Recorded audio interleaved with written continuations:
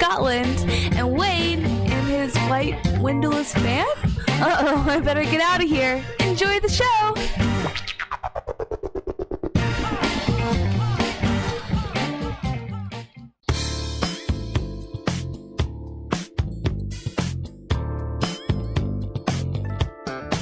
Hey everybody, how's it going?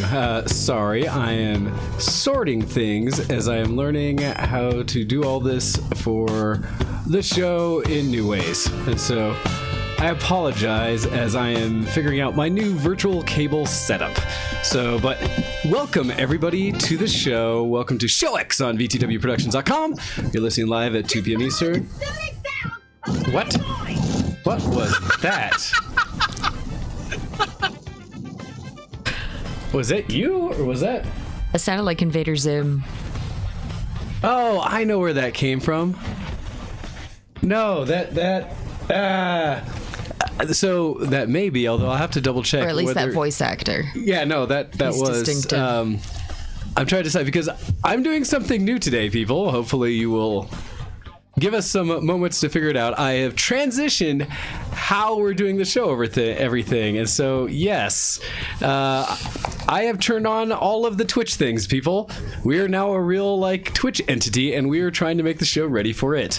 And so, what you're experiencing there is a combination of me using the new OBS Studio and putting in a bunch of plugins to make actual things on Twitch work.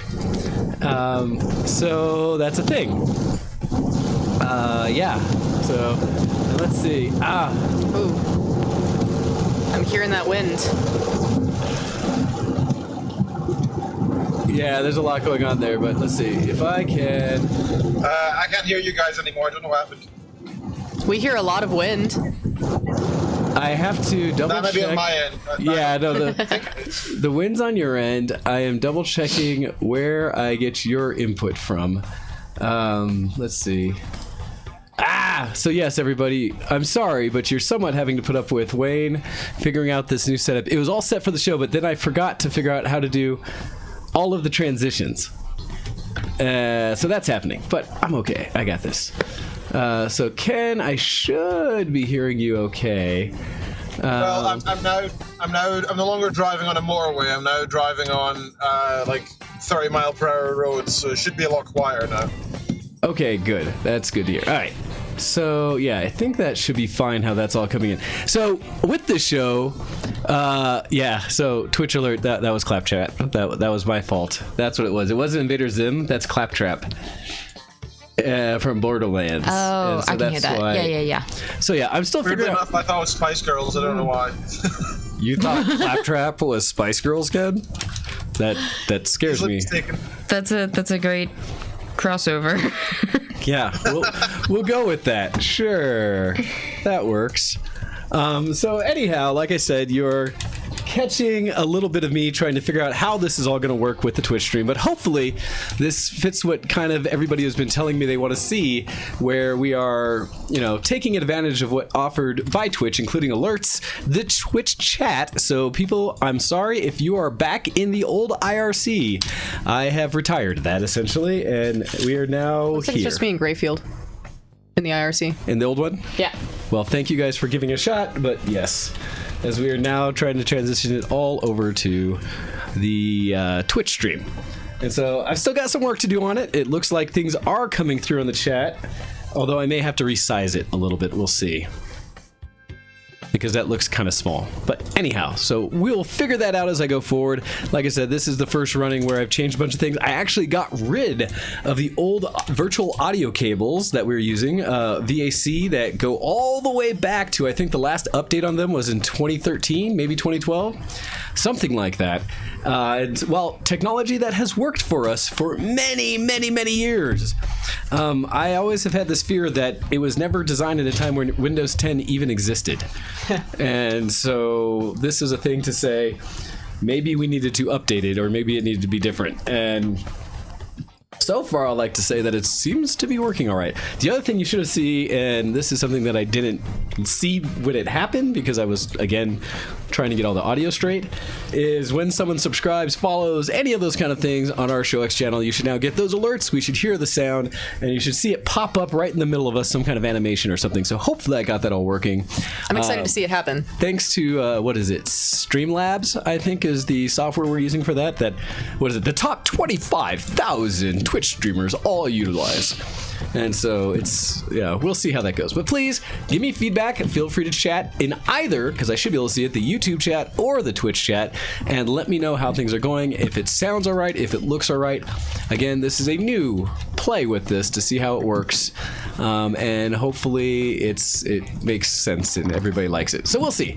Also, feel free to tweet us out, stream it out, let people know that we're on the air now, and add to your friends. The nice thing is via Twitch, it should be really easy for you to share what we're doing. So, all right, that's kind of the problematic of what I'm doing and why it may look a little or sound a little interesting as we get started with it. So, give me feedback. And on that point, I want to give a big thank you to Mr. Wayne for putting in all the efforts and time into getting all this stuff working, because it's, this takes time and effort to learn how to do this stuff, and I appreciate Wayne putting in extra hours other than the normal 3 hours a week we normally do. So thank you very much, Wayne. I appreciate it. Not a problem. I felt like we needed to be modern, where all the cool kids hang out, and be able to do things like get all their little emojis and stuff in there. So, yes. I have to grab pins. I'll be right back.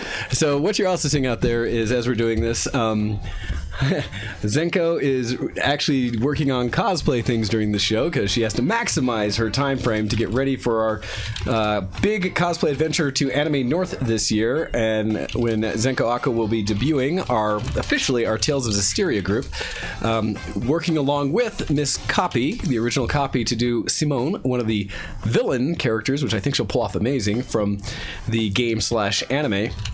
And where we will be doing, the main 6 characters of Tales of Zestiria, all of which Zenko is making herself. And so during the show, she's actually finishing up my costume of Dezel and doing a trim piece on the back that most people would do either via paint or, I don't know, might cut out fabric and just sew it on. Not Zenko. Zenko is using ribbon to basically fashion an emblem out of it and to make it so that it embosses and kind of gets a puff effect to it to come off and be more visible, and so that it's all sewn in all fabric type versus just doing something simple like having me 3D print an emblem and gluing it on, or just sewing another piece of fabric on it that's shaped like it. So she's taking it to a whole nother level, like all things that she does. I was gonna say a whole other level for some people, but this is the only way I know how to. Normal everyday thing for Zenko. And so, yes. So hopefully, and also please feedback both to showx at vtwproductions.com as well as just on the show live, and I'll try to keep up with it, about not only how things look and feel and sound, but any suggestions for how I can better optimize what we're doing with all of the social media stuff we're trying to add. So I need your support and help, and thank you. All right, so starting off the show right away, let's go ahead and transition into a little bit of dysfunctional deviations. As we're just going to kind of talk about what we've been up to and what things have been going on that are a little less focused on geek. Now, I say this, we're probably going to get into a whole discussion, and we'll see how it goes. So, as Ken is driving, I think one of the things we can start discussing, because we have all the pertinent parties in the room, is last week I had wanted to get into, but due to time constraints, stuff like that, didn't quite finish up and get to a discussion about seeing the movie Ready Player One. And so, if that's something that those in the room are willing to talk about, and Ken, I'm assuming, have you read or seen or anything Ready Player One? Nope. Okay. No, I didn't think so, and so I wanted to kind of go from there, and we'll see how it goes. We will do our best to not spoil the movie, because we're within the kind of that 3 to 4 week window of it being released, as to try not to spoil anything for people who are wanting to see it. So please... You say that, but people would complain, like, if you said that Jesus dies in the Bible, people would be like, it's too early, you ruined it. Hey, I always go back to, and actually as I was looking for things... Spoilers, man. Hey, so it's funny. I haven't gotten to that part yet. It's funny is there are still things that are probably 20 years old that would be a spoiler for me, because I just never got around to actually watching, reading, or whatever it was. Yeah, same, actually. Like, there are some things I've just dodged this entire time, so I still don't have the ending spoiled to. So I'm like, well, as long as I get to it sometime. Yeah. So it's some of that. But yeah, and like I said, across all means, please let me know about things we can fix and do better. But so Ready Player One, and I was thinking that more because I don't see Hando on here right now, and he's our sound guy, and normally I would rely on him heavily to tell me whether it's working or sounding better or worse than in the past, and whether there's a big delay, like for you, Ken, especially with these new virtual cables, because I tried to do the high quality one, and there's concern that there could be lag, but I think so far it's doing good. All right. Anyhow, Ready Player One, for those who don't know, is a book that came out several years back from the author Ernest Cline, and it is one that is, I don't know how people would say touted or not, but something that for me at least was a serious nostalgia road trip through the life I lived and learned and enjoyed in the 80s. And from it, there were so many things in the book that I just really fell into loving, that went into and kind of focused on all these little details of things I experienced growing up in the 80s. Now, just recently, last week, I guess it was, a week or so, the movie Ready Player One, that has been adapted by Stephen Speilburg, came out in theaters and has been getting all kinds of reviews all over the web. And so I want to go into that.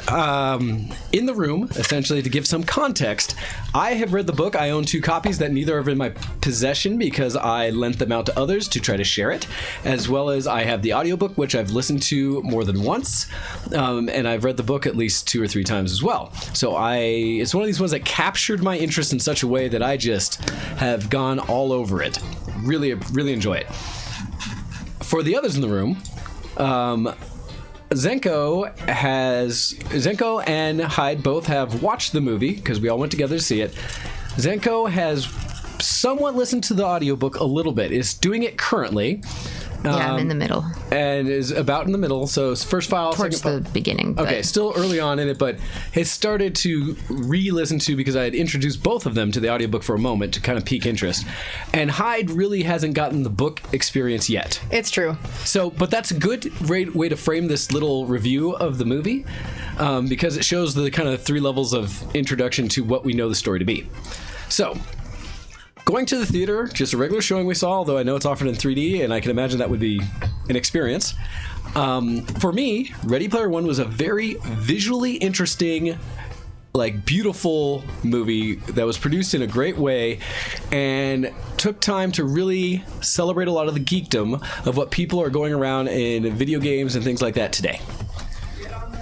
I probably want to start the discussion more from the end of both Zenko and Hyde about your guys' reaction or feel and thoughts about Ready Player One, the movie.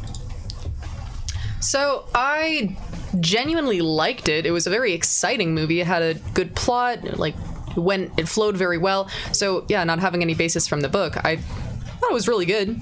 I was on the edge of my seat. It was very exciting. I enjoyed it.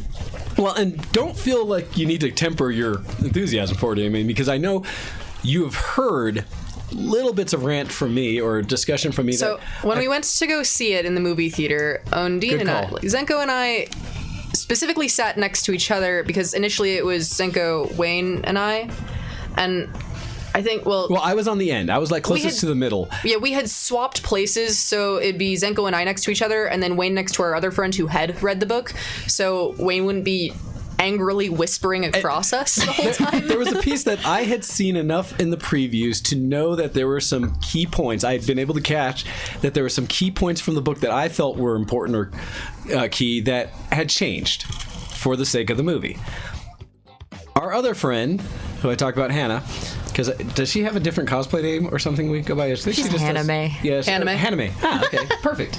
So Haname is a child of the 80s, although she was too young to be a child of the 80s kind of deal. It's weird. She consumes all of that kind of media. Well, it's much how Zenko is a child of the 40s to 60s. It's true. And so everything she had done is like that. So Haname and I chose to sit next to Haname because I knew that I felt that she would have a lot of similar feelings to me, in that Haname really blows my mind, much like how Hyde can probably sing too many songs from today's day and era and so many things we've seen. Haname can sing every song from the 80s ever. She knows most them of the all. 70s, and it's insane.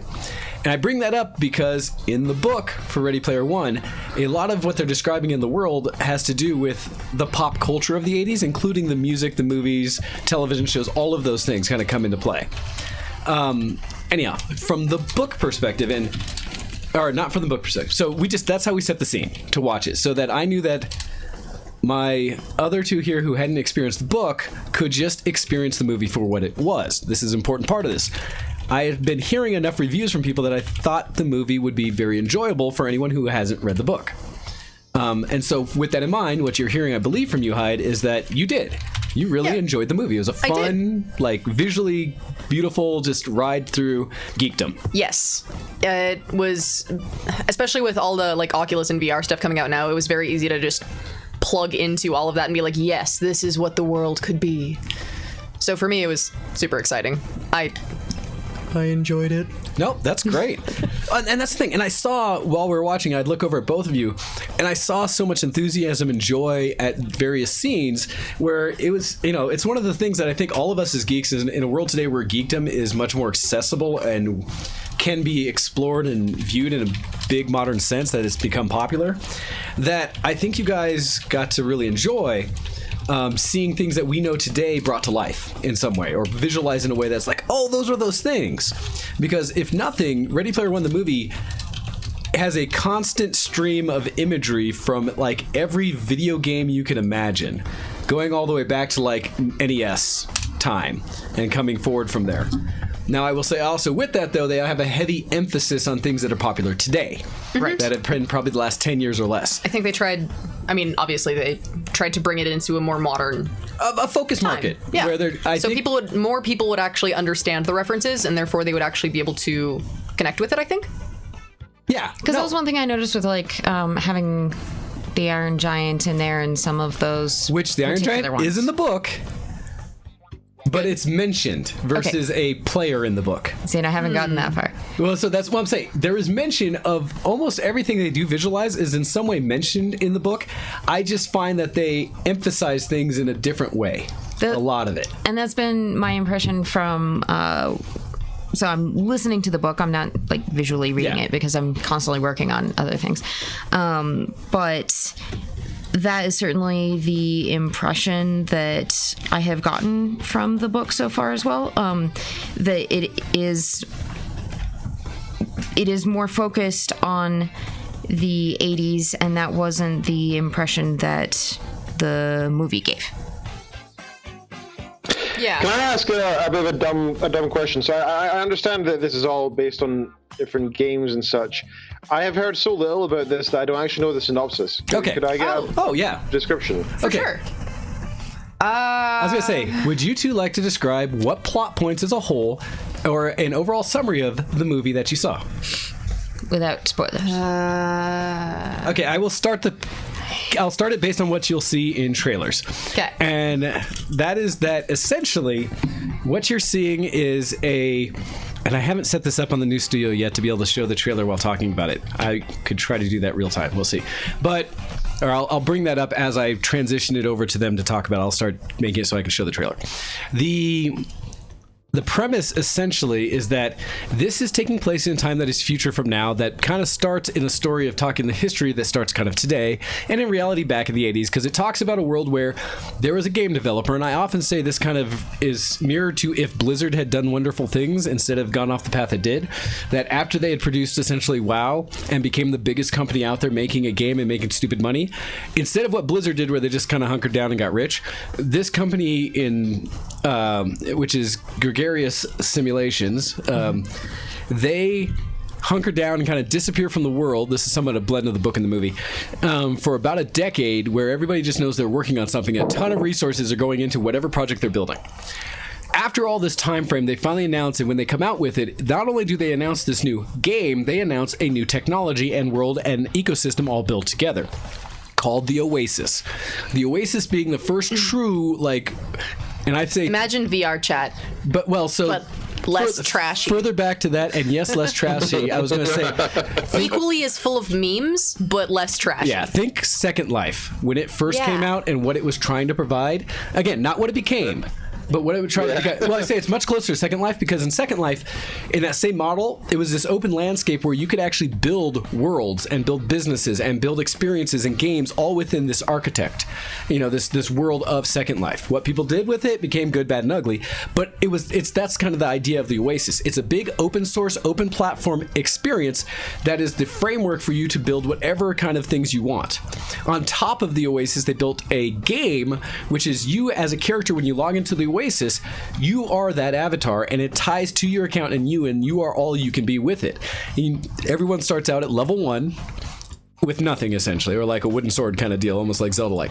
And from there, you can go through part of the base parts of the world where you actually level up, get experience and things like that to level up your own avatar in the game.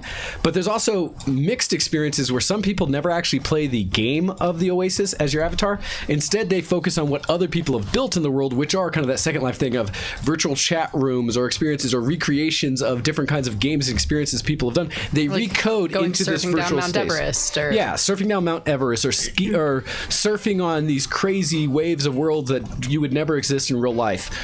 Things like that. Playing Pokemon in Minecraft, yep. Okay. Yeah, but in like true 3D representations almost the entire way. So actually, Minecraft, they have a really cool visual representation of that in the movie. That there is a Minecraft world where it's basically you're walking around. You would expect you'd be walking around in Minecraft. They don't go into that scene, they just show a representation of things that people would see as like, this would exist in this world. Could just be a skin pack, I don't know, but it was super cool. But they also kind of talk about they have also recreated experiences in VR that you would have elsewhere. So like virtual theaters, and because of where they are in the universe of time, everything that we know today is now basically open source.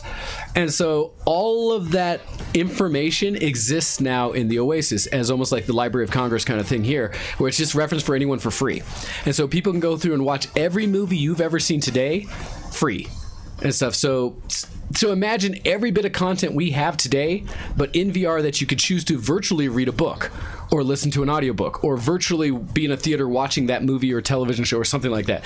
Essentially what it becomes is the place that everyone spends all of their everything time, because at the same time this world is created and shortly coming out after it, essentially what you run into is the real world goes to pot.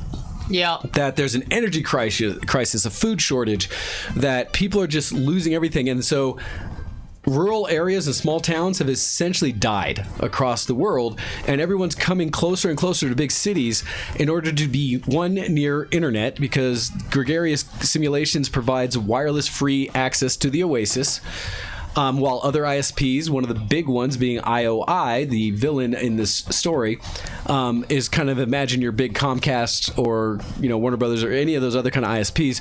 They want to monetize connection to the Oasis because that's where everyone spends their time. Where Gregarious just wants people to access the Oasis, think closer to a Google or something like that, because their model is just get on and use it. Along with this, they talk about providing hardware, haptic gear, which is you can touch feel gloves, as well as goggles that create the most realistic VR simulation you could ever imagine, far beyond where we are today.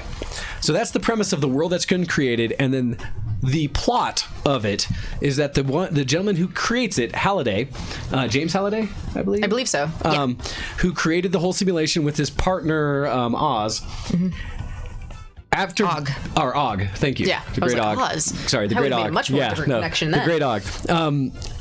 They together built this whole world, and in it, so the virtual side's gone amazing and everyone loves it. The real world's gone to pot, and so people are kind of trying to escape the real world in virtual. And it's really being like an oasis for people, because the rest of the world you just have to escape from, because it's unless you're rich, it is horrible. Everyone basically is living in slums. Yeah.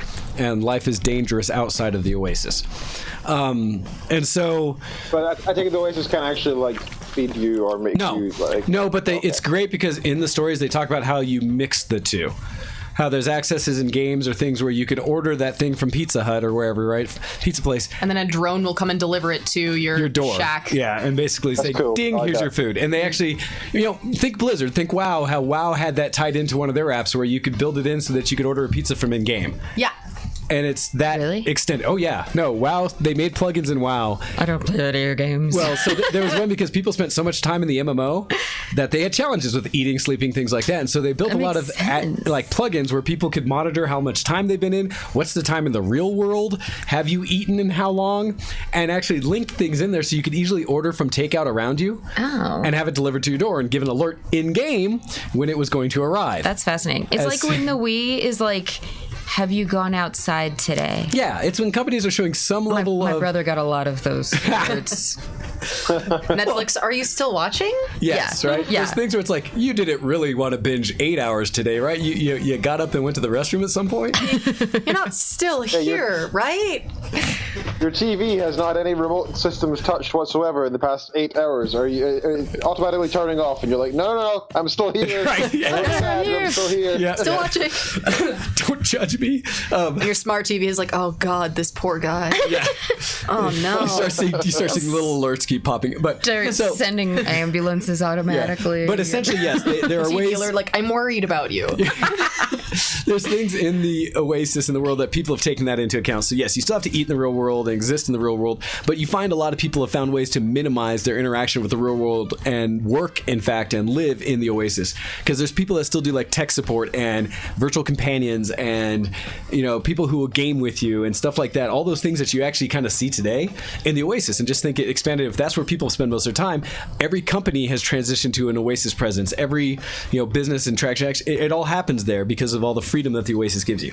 So that's the thing. And think of the Oasis as this environment, because in the actual book it breaks it out to being like it was either a 18-point grid or something like that, or was it 3x3x3? So I think an 18-sector grid of universe that is massive. Like each grid is huge, is a universe size almost kind of thing, because they each or solar system side contain multiple planets that have multiple experiences in it, to a point where there's a whole planet in the book. Not everything's represented in the movie because you can't. That is called Arcade. And on Arcade, every stand-up arcade game that has ever been built has a VR version of it that's actually created as though it's an actual cabinet. So in the VR experience, you're still standing in front of the original cabinet to play the game. So it's as close to an old school experience as you could have. Yeah. And so things like that. And a big part of it is... Yeah, and a big part of it is that there's something for everyone. Oh, God, yes. And like I just mentioned, that there's even schools are all virtualized now. Are now virtualized, so that you don't have to walk through all the dangerous slums. You can just log in on the VR and go to school that way. Yes. Well, and so this gets to an important piece, because it's kind of a challenge or back and forth between what the movie provided versus the book, because a lot of what we're telling you the backstory wise is well covered in the book because they have the time to do it. In fact, some of I would say that in the movie, just to give a comparison, they spend so much time in the book giving backstory and how the world works and the mechanics and things like that to understand the condition of things, that admittedly you can't do that in a 2-hour plus movie, just over 2-hour movie. You have to pull some things out. You have to condense some things to try to get that sense and story all together in the time allowed. But in doing so, like, they give a mention of, like, the school world, or that, you know, what is it? It starts with an L. Lou something for the... I was just listening to I know, it. but that world that they start on for the school in the book, they make mention of it in the movie, but you don't ever see or go there. And so... Or you, like, have a scene in there, but you don't actually know what's going on. Yeah, they gave a couple reference scenes for the people who've read the book to kind of say, oh, I got you, but not actually giving it enough context in the movie alone to get the depth from the book. All right. Yeah. That's the thing. 2 hours of content or less is not enough to cover, 20 hours of content from reading. Like, absolutely. Yeah. Just can't. Although there has to be sacrifices made, but where the sacrifices are, yes, often it's in like visual cues. Like for example, if you're reading, I don't know, Lord of the Rings, and it takes 2.5 pages to describe the surroundings of the forest. Okay, if your author spends all of his time on description and none of his time on story, then it's a little easier. Yeah. So, okay, with that though, in the movie, they still give a sense of like what the world's gone through and all the things that are happening. So the plot line of this is that Halliday, the creator of this, passes away. Upon passing away, he sends out a virtual, and this is pretty close between the two, although lots of nuanced differences, that he is leaving a will that basically states that he's created a game in the Oasis that challenges. Yeah. that if whoever would complete them would actually gain all of his shares of the company Gregarious Simulations, which is a multi-trillion-dollar company at this point and is the wealthiest company in existence, and essentially controls everyone's lives because everyone lives in the Oasis. They control the Oasis, and so it's like bam. And so it's the most coveted prize anybody could hope to have in this day and age. So then becomes this huge battle of people looking for this Easter egg, per se. Essentially what he says, he's hidden an egg, and if you get the egg, you get all of his things, his powers, everything that is the Oasis. You become the sysadmin. Own the Oasis. Yeah, it's yours at that point. So do with it as you will.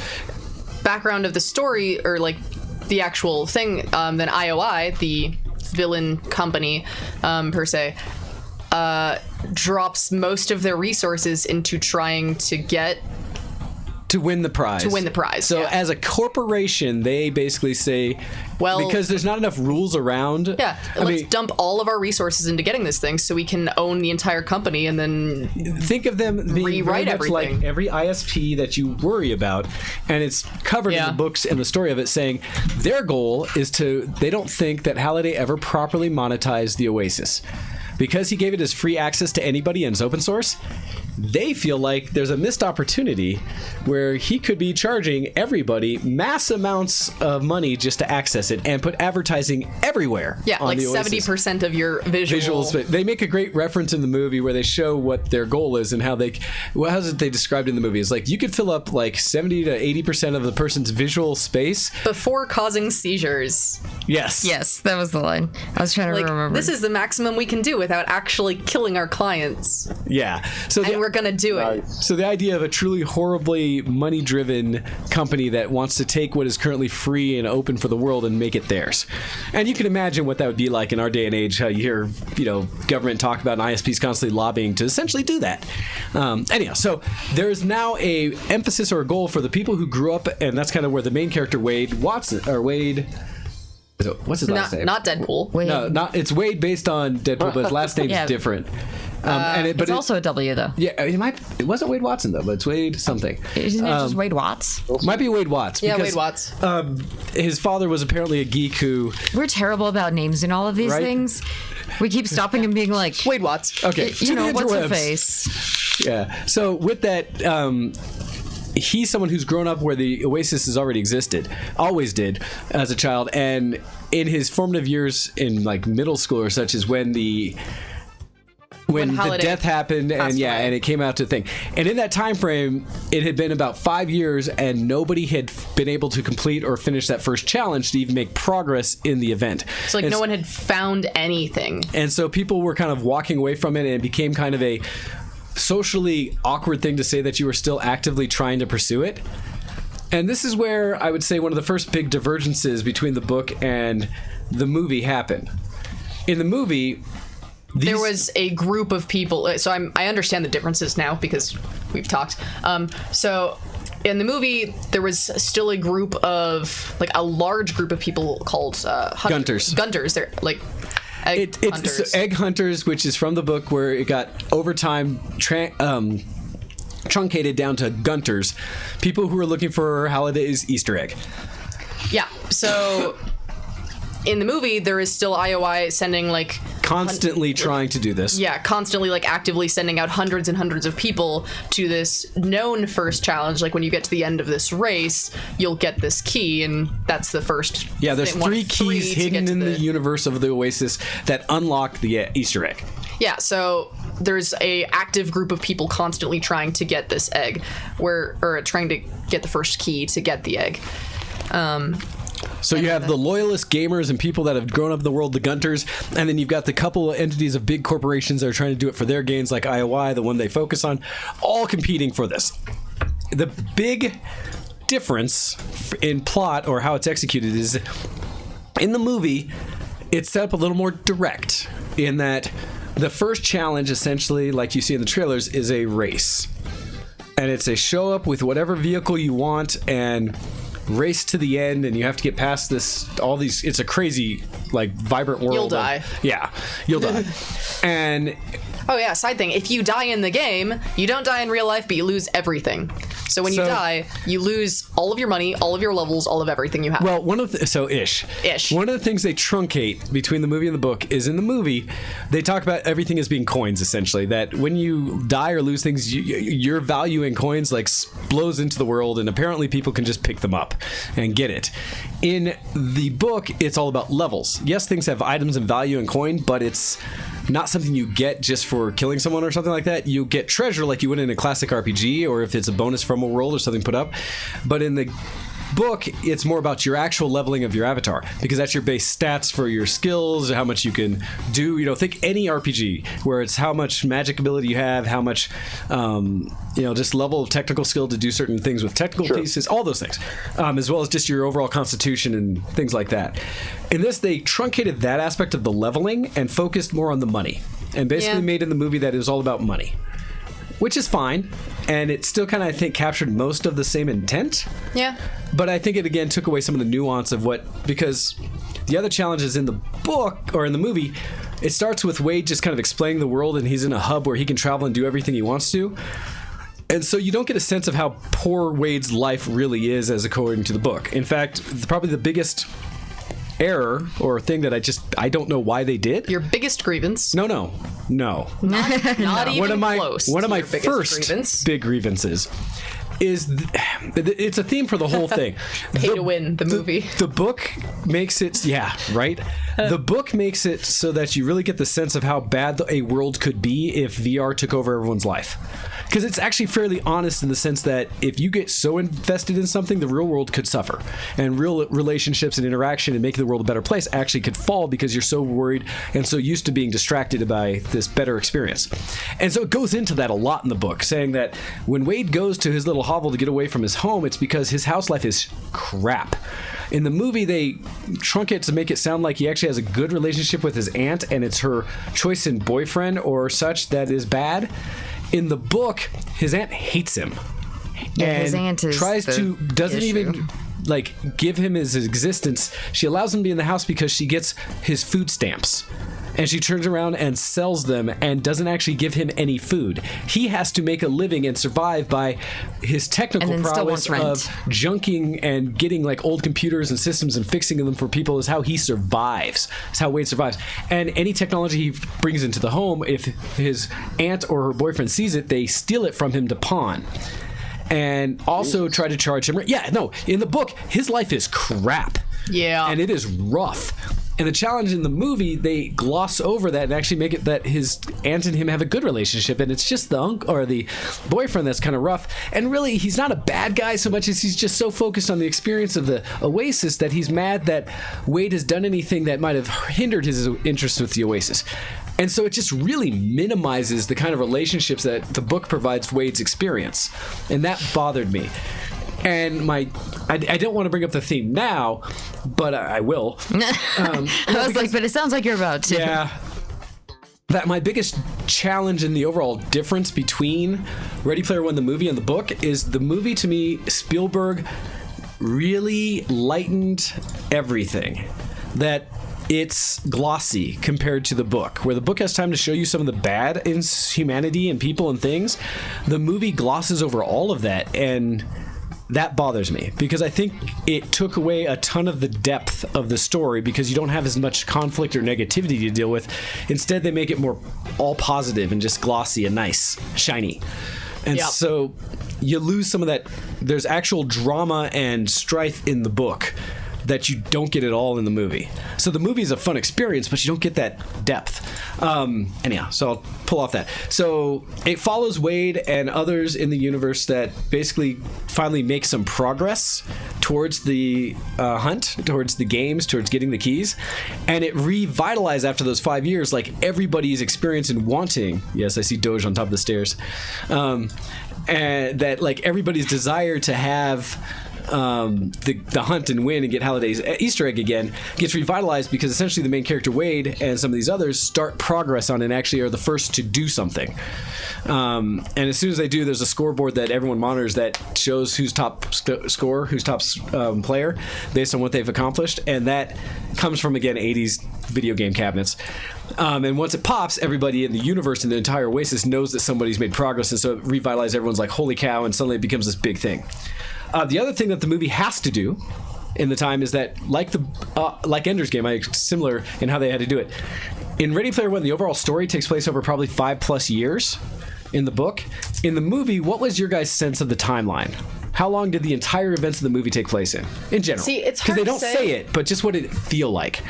It was pretty fast-paced, because it starts off like he's been trying for years. Like, he never stopped trying to find the first key, but after events start unfolding, it just, like, the first key, then the second key, then the third key to the egg. I would say a few months. Yeah. Because there was enough in there where you were like, okay, they had to struggle through this, or they had progression, there are things. Find this, or they kept reading these things or rewatching the video memory things. And so that's kind of the thing, right? They have to compress that, and I understand that, and I think they still did an okay job of the compression. My challenge is just you don't get a sense of how big of an adventure this was, and partially because so many sins. The biggest sin for me, and so, okay, almost like a question to the audience right now. Poll, how many of you have read Ready Player One? How many people that are watching and are in chat right now are have watched it? Give me a thumbs up if you have seen it, because I'm assuming there's an emote for that, and a thumbs down if you haven't, or something like that. Some kind of affirmative, because I want to see, before I go into this next point, how many people have actually read Ready Player One, the book, and whether any of you have actually seen the movie yet. So copy looks like that's an affirmative hand raised saying that you have seen it. Tom has not read it, and this is totally fine because it's going to not color what I say next, but hopefully give some context to my opinion of it. Okay, so Glitchy, you have read / listened to it, and copy was audiobook. Doesn't matter how you consumed it, but it's just knowing the story's difference between the book and the movie. So that's actually good so far. It seems like so far we've got 2 for 1. 2 have read and 1 have not. You know our status here in the room. So the way I was going to see it is, yes, Glitchy, the way you're seeing this. So this is why I brought them in the way I did. Because you guys both enjoyed the movie, correct? Just in general. Enjoyed the movie. Me. I did, and in general, you did enjoy the movie, right? Yes, I did enjoy the movie. I didn't know you were talking to in the room. And Zenko. Yeah, same. Yeah, I enjoyed it. Okay. I don't see what they're doing. I will also preface a little bit for me that it's not the sort of movie that I would usually go to. Yep. That it might be my fault. I forced it. Fun. It's okay. No, but so some of the things in my comments are going to come out of that fact that that's usually not my type of movie or what I would choose to go see, and I might watch it eventually once I'm able to like rent it or watch it on Netflix. So just as kind of like a preface for some of the things. Yeah, based on what and based on what other people might think. So with that in mind, my recommendation, regardless of what I say from my part of this review or kind of discussion of it, I believe wholeheartedly that if you're a geek and you like video games and general geekdom and have not read the book, you will enjoy this movie in the sense of a light summer, fun, geek kind of celebration. And you'll have a lot of scenes that'll make you laugh and that'll make you smile and are just generally a good time. And so it is actually, I will say for the movie, potentially a big positive. And that's what I think kind of Hyde, you were saying is your impression, right? You enjoyed it. It was fun. It was a light summer movie and happy. I mean, it wasn't, well, that's not my impression, but I think that's you projecting your anger. It was not a light and happy movie. Okay, not a light, happy movie. It was not a light movie. Really? Sorry. Yeah. He's pretty pissed off about the differences between the movie and the book, and if you haven't caught on to that yet, yeah, he's pretty salty about it. It was a solid movie in and of itself. I'm not trying to say it was a good like attempt at the book, because the difference is the song and dance of movie versus book, but it was a good, solid story standing by itself. If you didn't know the book, it was good. No, but that's what I'm saying. If you haven't read the book, I think you will enjoy this movie. Yes. That's kind of the theme I'm trying to get out there. It's not something that you need to have read the book to enjoy the movie, and it is a good standalone. And they have a good plot. Read the book after. But as some might aggressively tell you, it could have been better and deeper. That's the key. From Wayne's perspective, the movie was very shallow and did not go into a lot of the actual depth and harshness that the book did. However, if you haven't read the book, it still is good. Yes. Still good. Yeah, no, that's what I'm trying to say. If you haven't read the book, go watch the movie now. You'll enjoy it. If you've read the book, be prepared. Yes, salty. Well, let's talk to Haname about it as well, because during the movie, the two of us were looking at each other with so much vicious, like wanting to yell at the screen for decisions they made, director-wise with author. I don't know. It's one thing to compress like you can the movie to make it all fit in time, and things you have to kind of gloss over to make that work. I'm okay with that. There are decisions rewriting little bits even so that you can get a lot of information in just a short time. Absolutely appropriate. Yeah, great. But when you make decisions to just change things that you probably could have kept directly to the book and still gotten away with it, why? Because my challenge, and a lot of people I know who've read the book agree on this, that it feels, and this is a sin of all creators who they make things in a new media, stop believing your audience are idiots. Give your audience more credit. You say that. Yes. You say that, but that's how you make like a popular cult film, because when 10% of the population enjoys it, 90% of the population will slate it on reviews. What I mean by that, though, is while they did a great job of trying to explain this world to somebody who had never read the book, there is no reason they couldn't have done a lot of the scenes in a way that paid complete direct homage or direct out-of-the-book kind of representations for the sake of the people who've read the book. Meaning... did you spam Tom? Sorry, I also have Nightbot running in our IRC, so if you do things too quickly or too much, you may get kicked for a moment with Nightbot. Sorry about that. That's hilarious. We'll have to work on his settings to make sure it works for our group. I'm trying to do it so that during the pre-show, one of my goals is to eventually get it so you guys can request your own music during the pre-show. Oh, that's fun. That's my goal. And so that's partly why I'm doing some of the automation, but we're not there yet. Interactive. Yeah, I'm trying to do things, guys. I'm trying to make us modern. So I'm excited. Super cool what you have done.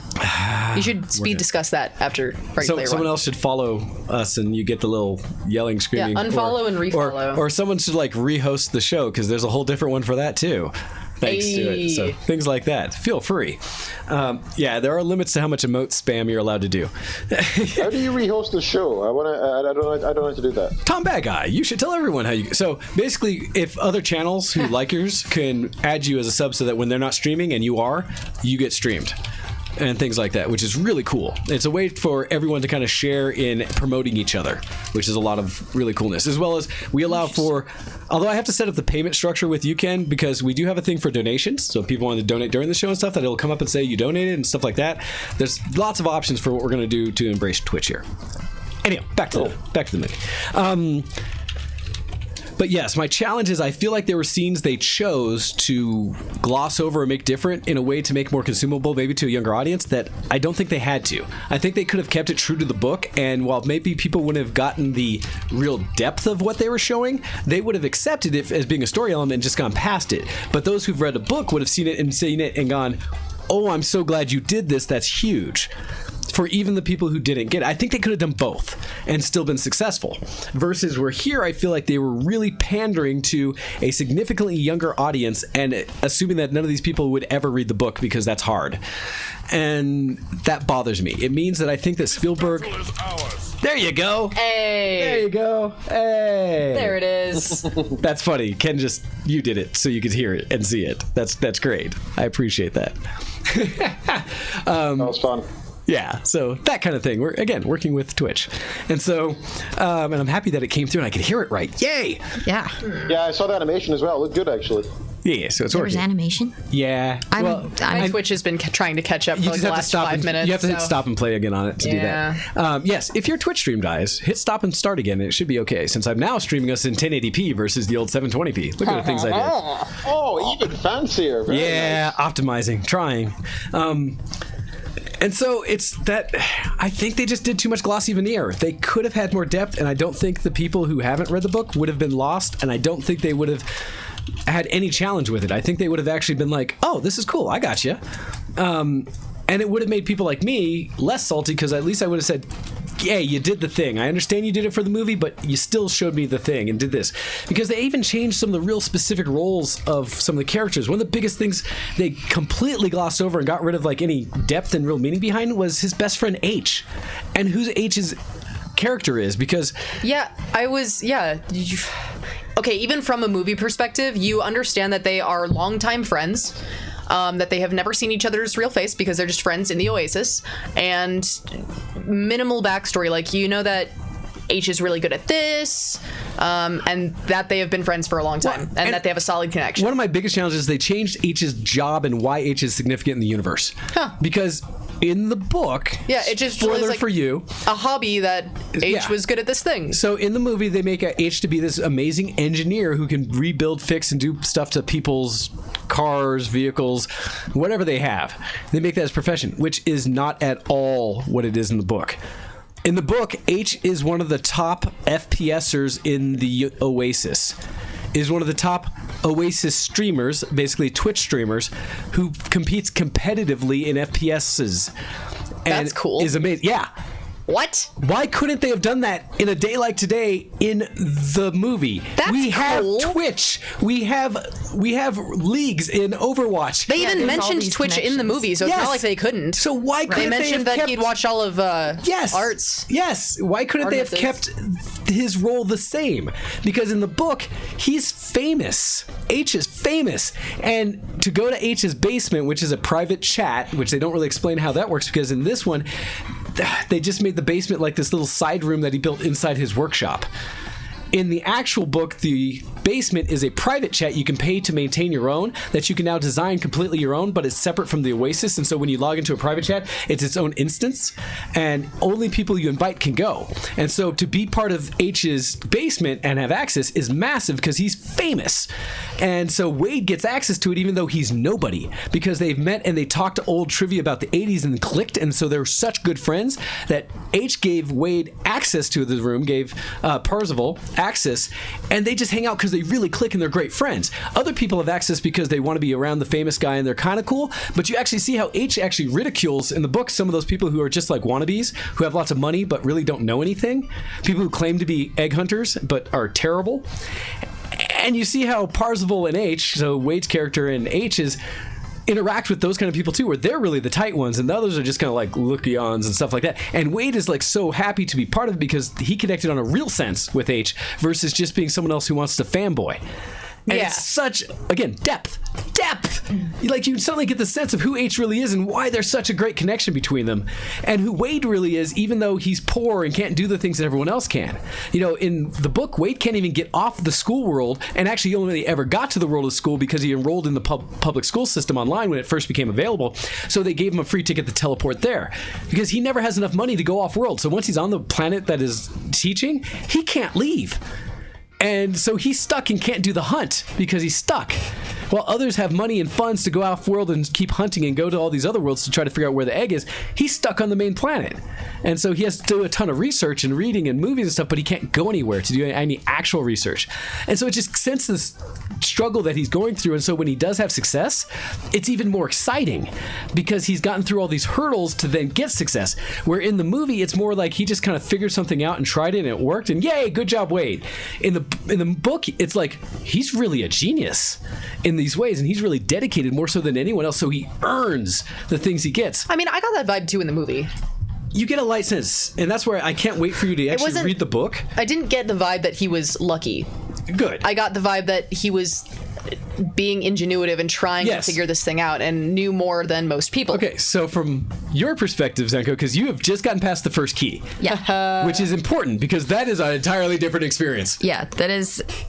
I will say that they absolutely changed it in the movie, and kept just a little bit of imagery at the end, that I thought, oh, okay, that's an interesting, like, I can picture what I saw in the movie when I'm listening to the book for like the it's great scene for the of when imagery. you get the Goddamn, if it's great for the imagery. Say, the imagery of the movie I really liked, and the fact that the avatars themselves, they did a good job of not trying to make them look absolutely human, but at the same time being such good computer animation that you were comfortable watching it. And the animation in this movie is amazing. Was like had a little bit of extra texture, because they purposefully did it so that it reminds you this is real, this is not, but this is really fun to watch and really comfortable to watch. So it didn't go into like the uncanny valley of it. Not even. That's impressive. Actually. Gorgeous. Like It's gorgeous. Yeah, movie. It was beautiful to see.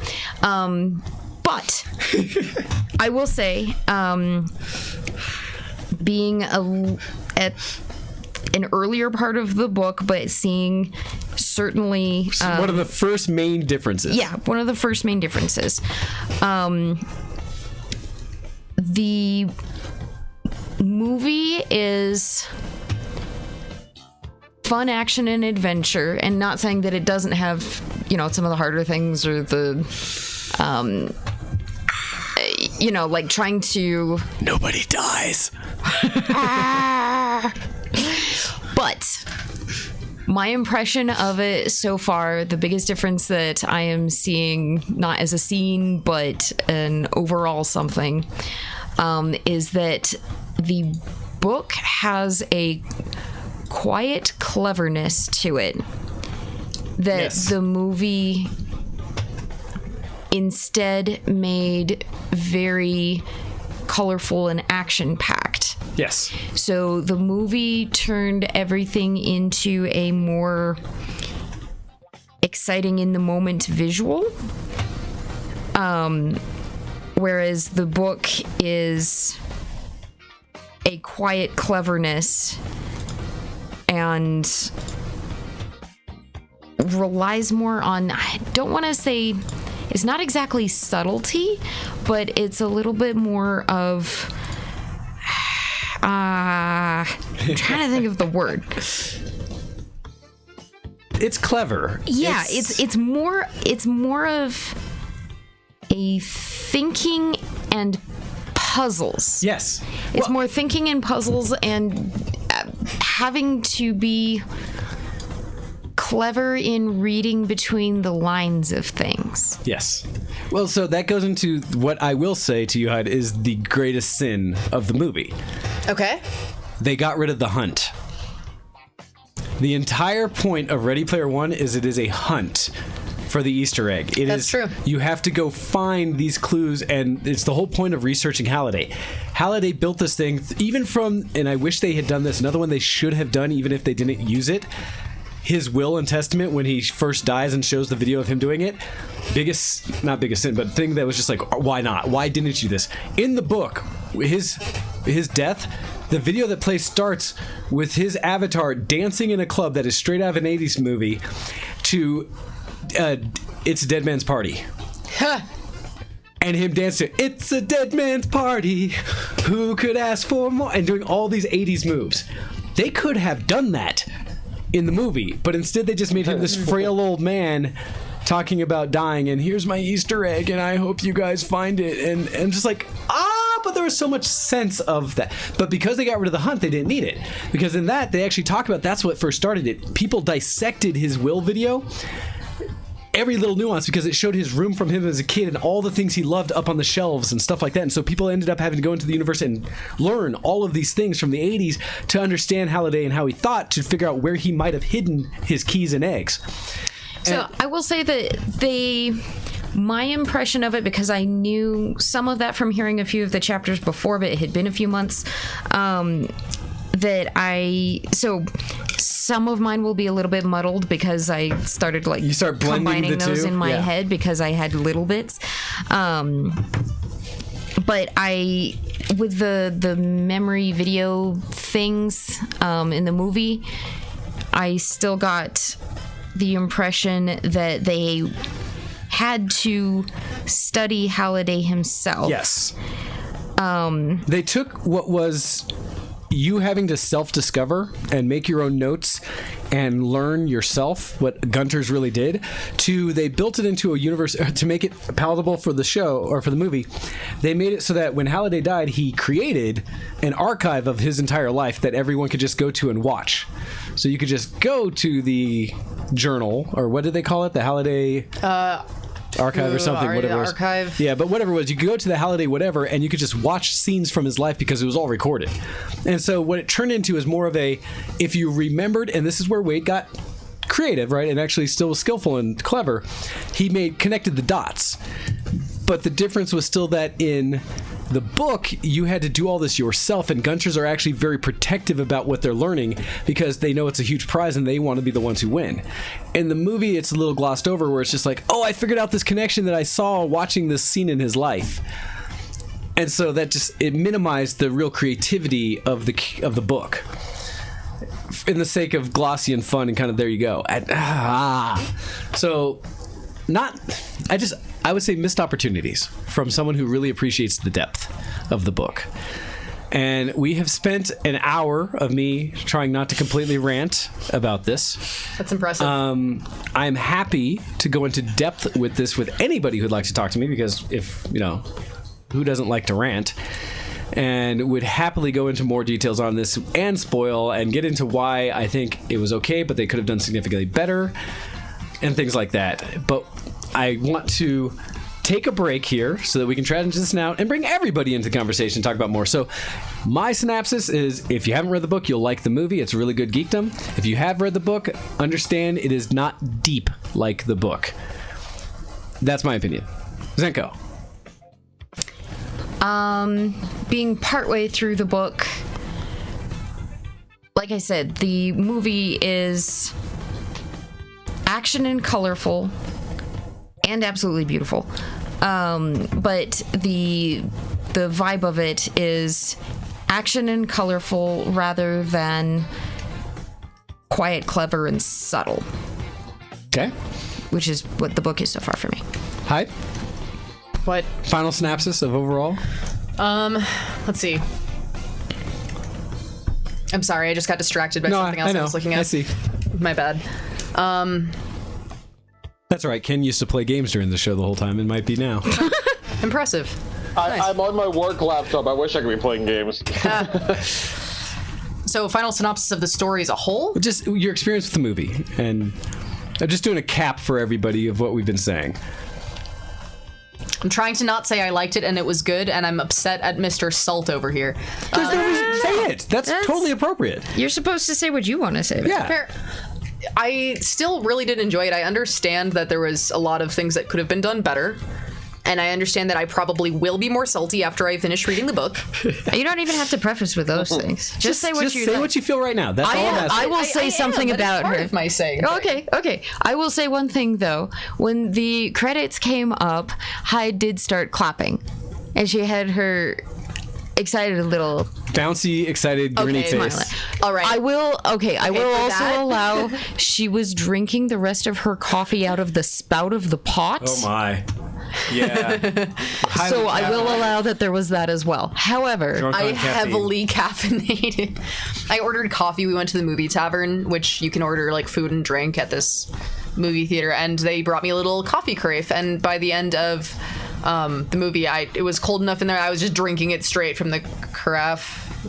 Yeah, I may have a picture of you not wanting to let it go. I wasn't done. So, I was also like vibrating. Yes, Ken. Can I just say that clapping at the end of the movie is like the most American thing I've ever heard in my life? Did you also tip the people next to you while you were leaving? No, I was just really excited. at the end of it. I don't normally clap at the end of movies, but it was more like a giddy little yes. It was not like a hearty clap, like, yes, no slow good job. Clap, no build into it. No, it was just like a giddy... Yeah, yes, enjoyed it. Enjoyed it a lot. So, but it was like I was also like really hide excitement thing. Yeah. So it's just its own token thing. But no, that's why I wanted us to go around on that, because you have three perspectives in there, and I think you see that enthusiasm kind of difference between. And even then, hopefully you caught that when talking about certain scenes, visualization, stuff like that, you also saw that I was excited about that. This is a movie that... It's pretty. It's very pretty. It's fun to watch. The challenge is knowing the story. I run into the same problem as I enjoyed it enough that, gosh, I wish it could have been better. And that's my problem. Is that I think it was good, but God, I think it could have been amazing. Because for me, I don't see a need to see it again, other than for the fan service of trying to pick up all the characters that they decided to reference and show avatars of. That for me, they didn't do anything that makes me want to go back in and see the depth of what they were doing or catch that other little nuance or key, because there was none. It was just in your face, there you go, and that's what it is, and cool, done. Versus there's a lot more to think about in the movie beyond what was shown. So, and to follow up with what I had said before, if it's not the sort of movie that I would usually go and see, my sorts of movies and shows are ones that you do have to watch several times to get everything out of, and that make you think and things like that. And like, not quite to this level, but I almost wanted it to be more like Primer, if anybody has seen that. Because that's one that it doesn't matter how many times you watch it, you're never going to get all of it, because the rest of what is going on in the world is too deep. And I love it for that. Nice. All right, so with that, we're going to take a break. We will come back and not talk Ready Player One, but instead catch up more on what everyone else has been doing, things like that, and talk general geek and news. So you'll get more of the regular Show X after this break, but thank you for indulging me, mostly, in going into what happened with us seeing Ready Player One. And because it's topical... I'm now interested in you sold it to me, so it worked. Well, hopefully both sides, because that's the thing. If you haven't read the book, go watch the movie now and enjoy it. And then go read the book.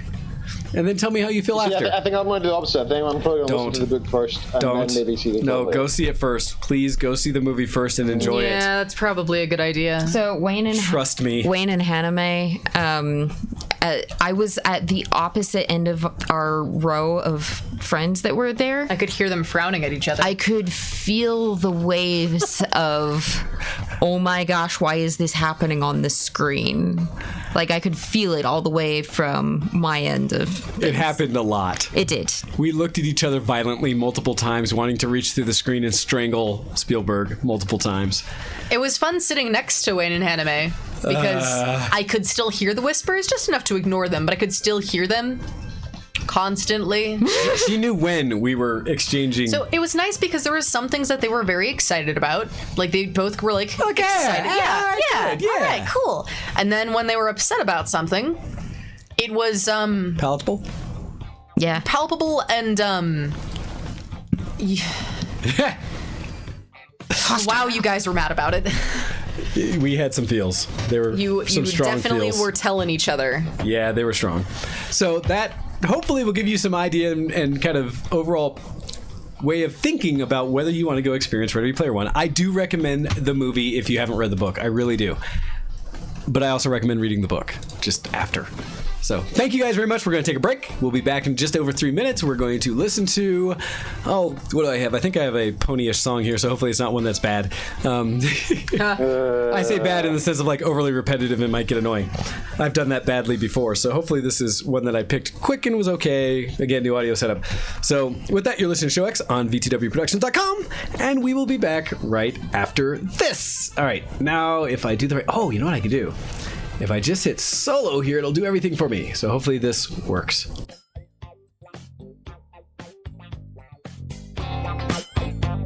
I'm a geek. Are you a geek? Send in your emails to showx@vtwproductions.com.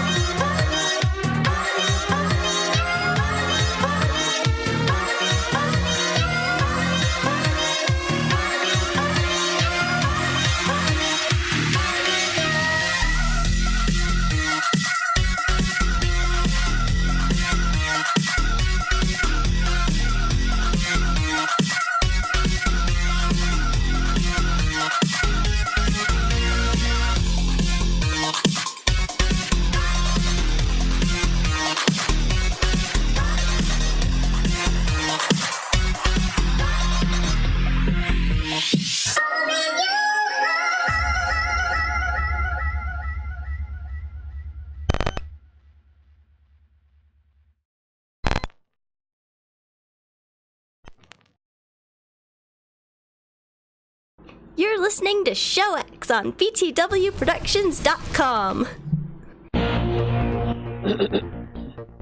Hey everybody, and welcome back to the show. I'm sorry, I'm somewhat doing some real-time things here because I think the chat could be more visible.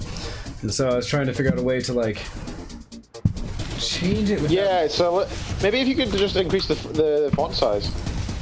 Well, so I think all I have to do there is, and I'm kind of doing it on the fly here, so I apologize. Normally, I would do this in a queued mode so that you wouldn't see me changing things. You could also just hold down control and roll your mouse in to zoom in. So, I've got it there, and I think that's exactly what I needed to do, so I think we're good now. But that should make it a little more visible for everybody on the stream. Sorry that you got to watch and see some of the, in real time, me messing with it. But hopefully that now will look much better. Make it easier to read for everyone, so... Yeah, sorry. Still figuring it out. Until it was live, I didn't really have enough to go into it. But, as we're now officially in the Geek Cred section, I did want to, in general, pass over to both sides. I mean, music is, but to Ken to say what you've been up to, both Dysfunctional Deviations, not because we took that entire first half to talk about Ready Player One. So, Ken, now that you're stable, you're at home, and you're able to talk to us, what have you been up to? So, first of all, I go shout out to the art contest before anything else. The art contest has been cancelled once before, and I'm at that stage where I'm tempted to do that again because people submit to the contest, and that's great, and I appreciate people that submit. But I've asked people several times to vote, and so far only one person has voted. Well, and I think what we need to talk about with that is one of the challenges, and this is part of the restructuring that we're trying to do here between Ken and I, somewhat taking on myself to start, but I think we're both doing, is ways to better interact with you as an audience. And so part of the challenge is we are coming off some old methodologies, like having forums and an old IRC, to now modernize and do things like via Twitch, where people seem to be gravitating and enjoying so far. So this is good. But one of the things is with our art contest. We're trying to figure out the best place to put it and how to do it, because I believe, and we've kind of talked about some, that it might be best to maybe transition it and still do the art contest, but perhaps over on Facebook or some other social media outlet or something like that that people are more readily a part of. Maybe if we have a poll that anyone can access and we do it via Twitter or something like that, so that both Twitter users, like Copy, who isn't on Facebook, as well as users on Facebook could both access and see and stuff like that. But part of the reason we're looking at the Facebook potential is because you can set up polls, we could post the actual photos and stuff on our Facebook page, and more readily use the Show X page that's there, versus just posting when we have a show. And so it's an opportunity that, what do you guys think? And please, showx@btwproductions.com, let us know how you would like us to continue morphing our show, both to give response to what we've done today and in general just to kind of say what other things can we do to make it work for you, because we have some talented people in the whole group and we want you guys to be able to interact with each other, and sharing our artwork is one of those ways. So we kind of throw that to you, but Ken, please continue if I haven't captured it all. No, I agree, but yeah, for now, this poll, I've just told it to run for another 7 days, and that's the second time I've had to do that. So, a guilt trip, please do go vote for it if you have a forum account. Vote for your favorite pieces and stuff, and then we'll see what to do in the future. Again, we take suggestions, so let us know what you think. All right, so other than that, I want to just kind of fly through my dysfunctional deviations, because it's very short, but my geek cred is very large. Okay. Whoa, it's been a long time since I've seen how large your geek cred's been.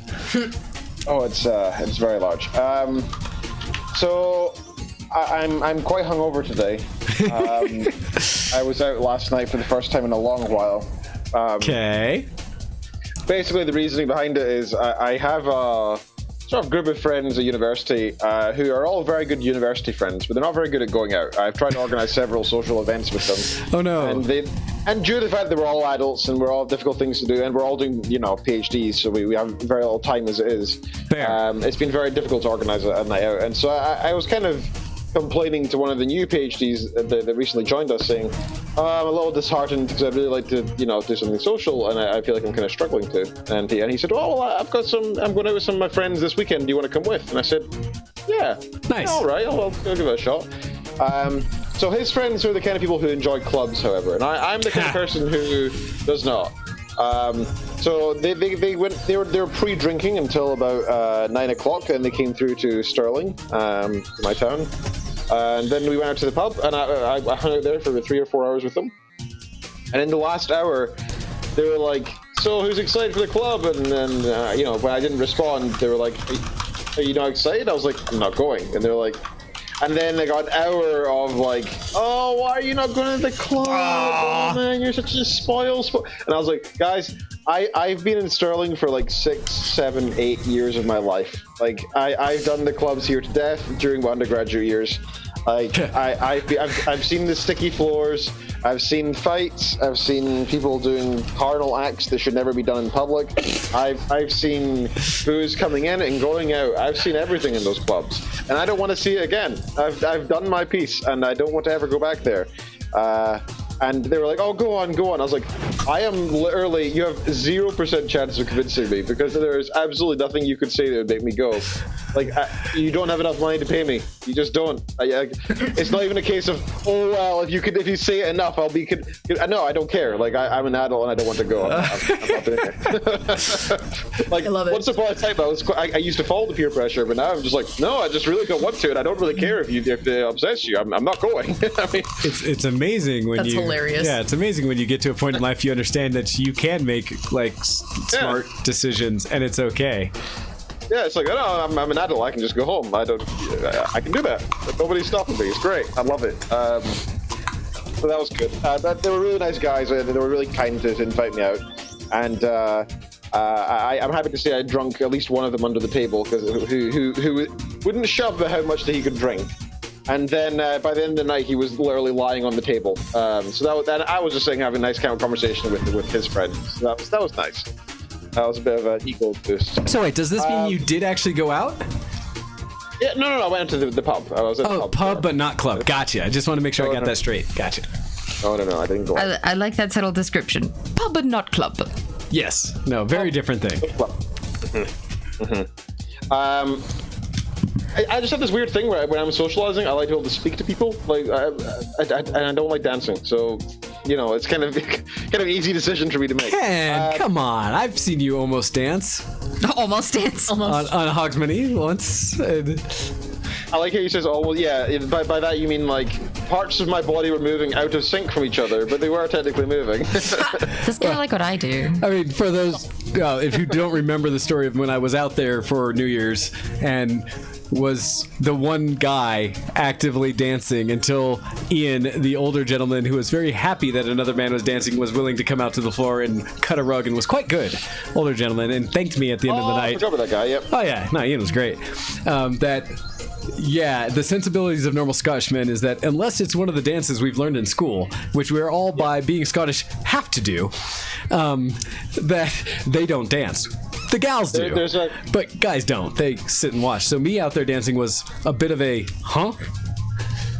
Yeah, there's like a cultural thing against it where it's kind of looked down on, and it's really ingrained within everybody here. It's really sad, but it's very difficult to break out of. But it's true. Crazy to watch and be a part of. It was fun. Yeah, well, Wayne can't complain because, as he just described, none of the men want to dance, but all the women want to dance. How is this a bad thing for Wayne? You say that until the one drunk blonde who decided to show off by doing the splits in front of me on the dance floor. That video was very funny. God. And her man was not appreciative of the attention she was trying to give me. Yeah. No. Yikes. Yeah. I inspired a few things that night. Watching those Hawkmoney videos on my YouTube channel, they're very God, I forgot that's where they're at. I might have to show those in the room. It's bad. Yes. Good. I'm excited. Very good. Anyhow, so you didn't dance, but you did go to the pub and you had a good time. You drank someone under the table, which is why I also need to get you out here so I can show you what altitude does. Yeah. Come up here to Colorado. Come up to altitude, my friend. I think I could outdrink you here. Like, challenge issued, my friend. All right, I'll take you up on that. I could do with a challenge of the air difference, the oxygen content. We can make this work. All right. I'm down for this. Come out here then. We'll do this. Yeah. All right, it's on. All right. Okay, you have confirmation that when Ken does come to Colorado, there's going to be some high altitude drinking going on. Heck yeah. All right, so you got hungover, you did go out, and you at least had a good time with that. What else were you up to, Ken? So my students are now finishing up their dissertations, which is very, very pleasing for me in many aspects. Ooh, it's that time of year, isn't it? I'm very proud of my students. This is the first time I've ever supervised students finishing up their degrees and helping them with their final projects. And I've been there for the whole progress from the start of the project to now the write-up and the demonstrating and presenting of their work. And I'm glad to say that they're finally handing in next week, which means that I won't be taking part in it anymore, which is nice from a selfish perspective, because it means I don't have to, answer emails at any time of the night and all this stuff. It also means that they are going to actually progress, and I can't say anything with their grades, but they're doing well. They're doing well, So I'm proud that they're actually going to be finishing and successfully. And the last thing I want to bring up, I don't really have anything else to actually talk about this not geek related. But I have this one point that a decision I came to in the past 2 weeks, which is that I keep saying I want to do it, and I have no actual plans, and I've decided that's a dumb way to lead life. Of like, I want to do this thing one day. I have no plans to ever do it, and therefore I probably never will. Instead, I've decided no, I'm actually going to plan it and do it. So next year, I plan to go skydiving for the first time. Sorry, yeah. That's exciting. I always go back to my one experience skydiving ever and how I've decided I don't ever need to do that again. Yeah. But you enjoy that, Ken. I'm a bit of an adrenaline junkie, like a secret adrenaline junkie. So I think I'll love it. You enjoy that, Ken. I'm curious to know what you'll think when you're done. I hadn't realized that Wayne had a slight fear of heights. You say slight. Until we went to Bishop's Castle down south past Pueblo. It's this really cool castle this one guy has been building his whole life. And there's all this like... Wait, totally with that, Yeah. So the outside of this castle has a whole bunch of like wrought iron stuff. I think I might have shown a picture of Hyde perched on the top of it, making my heart palpitate in the worst ways. It was nice. That would not be the thing for me. I had never gotten that high before. You could see through it to the ground very easily. And... yeah, I had fun. Wayne had significantly less fun. So normally I don't suffer anxiety in the sense of like, things around me might... literal weak knees? Yeah. Or fear for someone else's life. See, when my knees go weak, I know it's because I'm excited. Good to note. I don't ever experienced it. Yeah. No, so that's where the skydiving thing, I've told the story before where awesome. It was like, yikes. Ha. So yes, thank you. That would be coming from, those who I am officiating their wedding in another 2 weeks or less. Right. Let alone hosting a party this next weekend for. Yeah. So yes. In the IRC, we were talking about, we had our engagement photos there with Wayne as our photographer. It's funny. Oh, nice. Yeah, and I'll let you get back to yours real quick, Ken, but I have actually been looking through a lot of my photography recently. Zenko and I had a nostalgia night yesterday as we got really excited with cosplay things I'll talk about later, where it got me to do some posting of photos and go through old stuff and seeing a lot of these, and I realized I used to be a better photographer than I am now. What? Shut up. Oh, no, I could show examples, but I can get into that later. Anyhow, Ken, so yes, dissertation's done. You plan to go skydiving. Anything else before we get to your geek? Nope, that's absolutely everything. So we can move on. Then, I'm a geek. You're a geek. What you been up to, Ken? What's your geek? Because I already played through what Copy was starting to say with our geek cred transition because I have it auto-cued before the break, and I normally don't go a full thing with dysfunctional deviations before. Although, wait, I can do it. I can do this. Watch. If I do this, I'll do it officially. I come up here, and I go... I'm a geek. Are you a geek? Geek cred, level up! Hey. Okay, so do the official thing for Geek Cred. So, all right, Ken, get into your geek. All right, so I have a lot to go through here, and I'll try to be as succinct as is possible here, because I have a lot of crap to go through. Gotcha. Mainly because I didn't really talk last week, so I've got 2 weeks really of stuff. So the reason I have so much stuff here is because one, I've handed in my main paper that was due like 2 weeks ago, and that means that my free time has suddenly exploded, and I'm not too sure what to do with myself. And it's been a genuine struggle because I have this weird itch in my mind that's like, you should be doing something. You should be, you have work. Oh God, I know that feeling. I just don't have anything major to do, so I have work I can do, and I've been doing it frantically for no reason.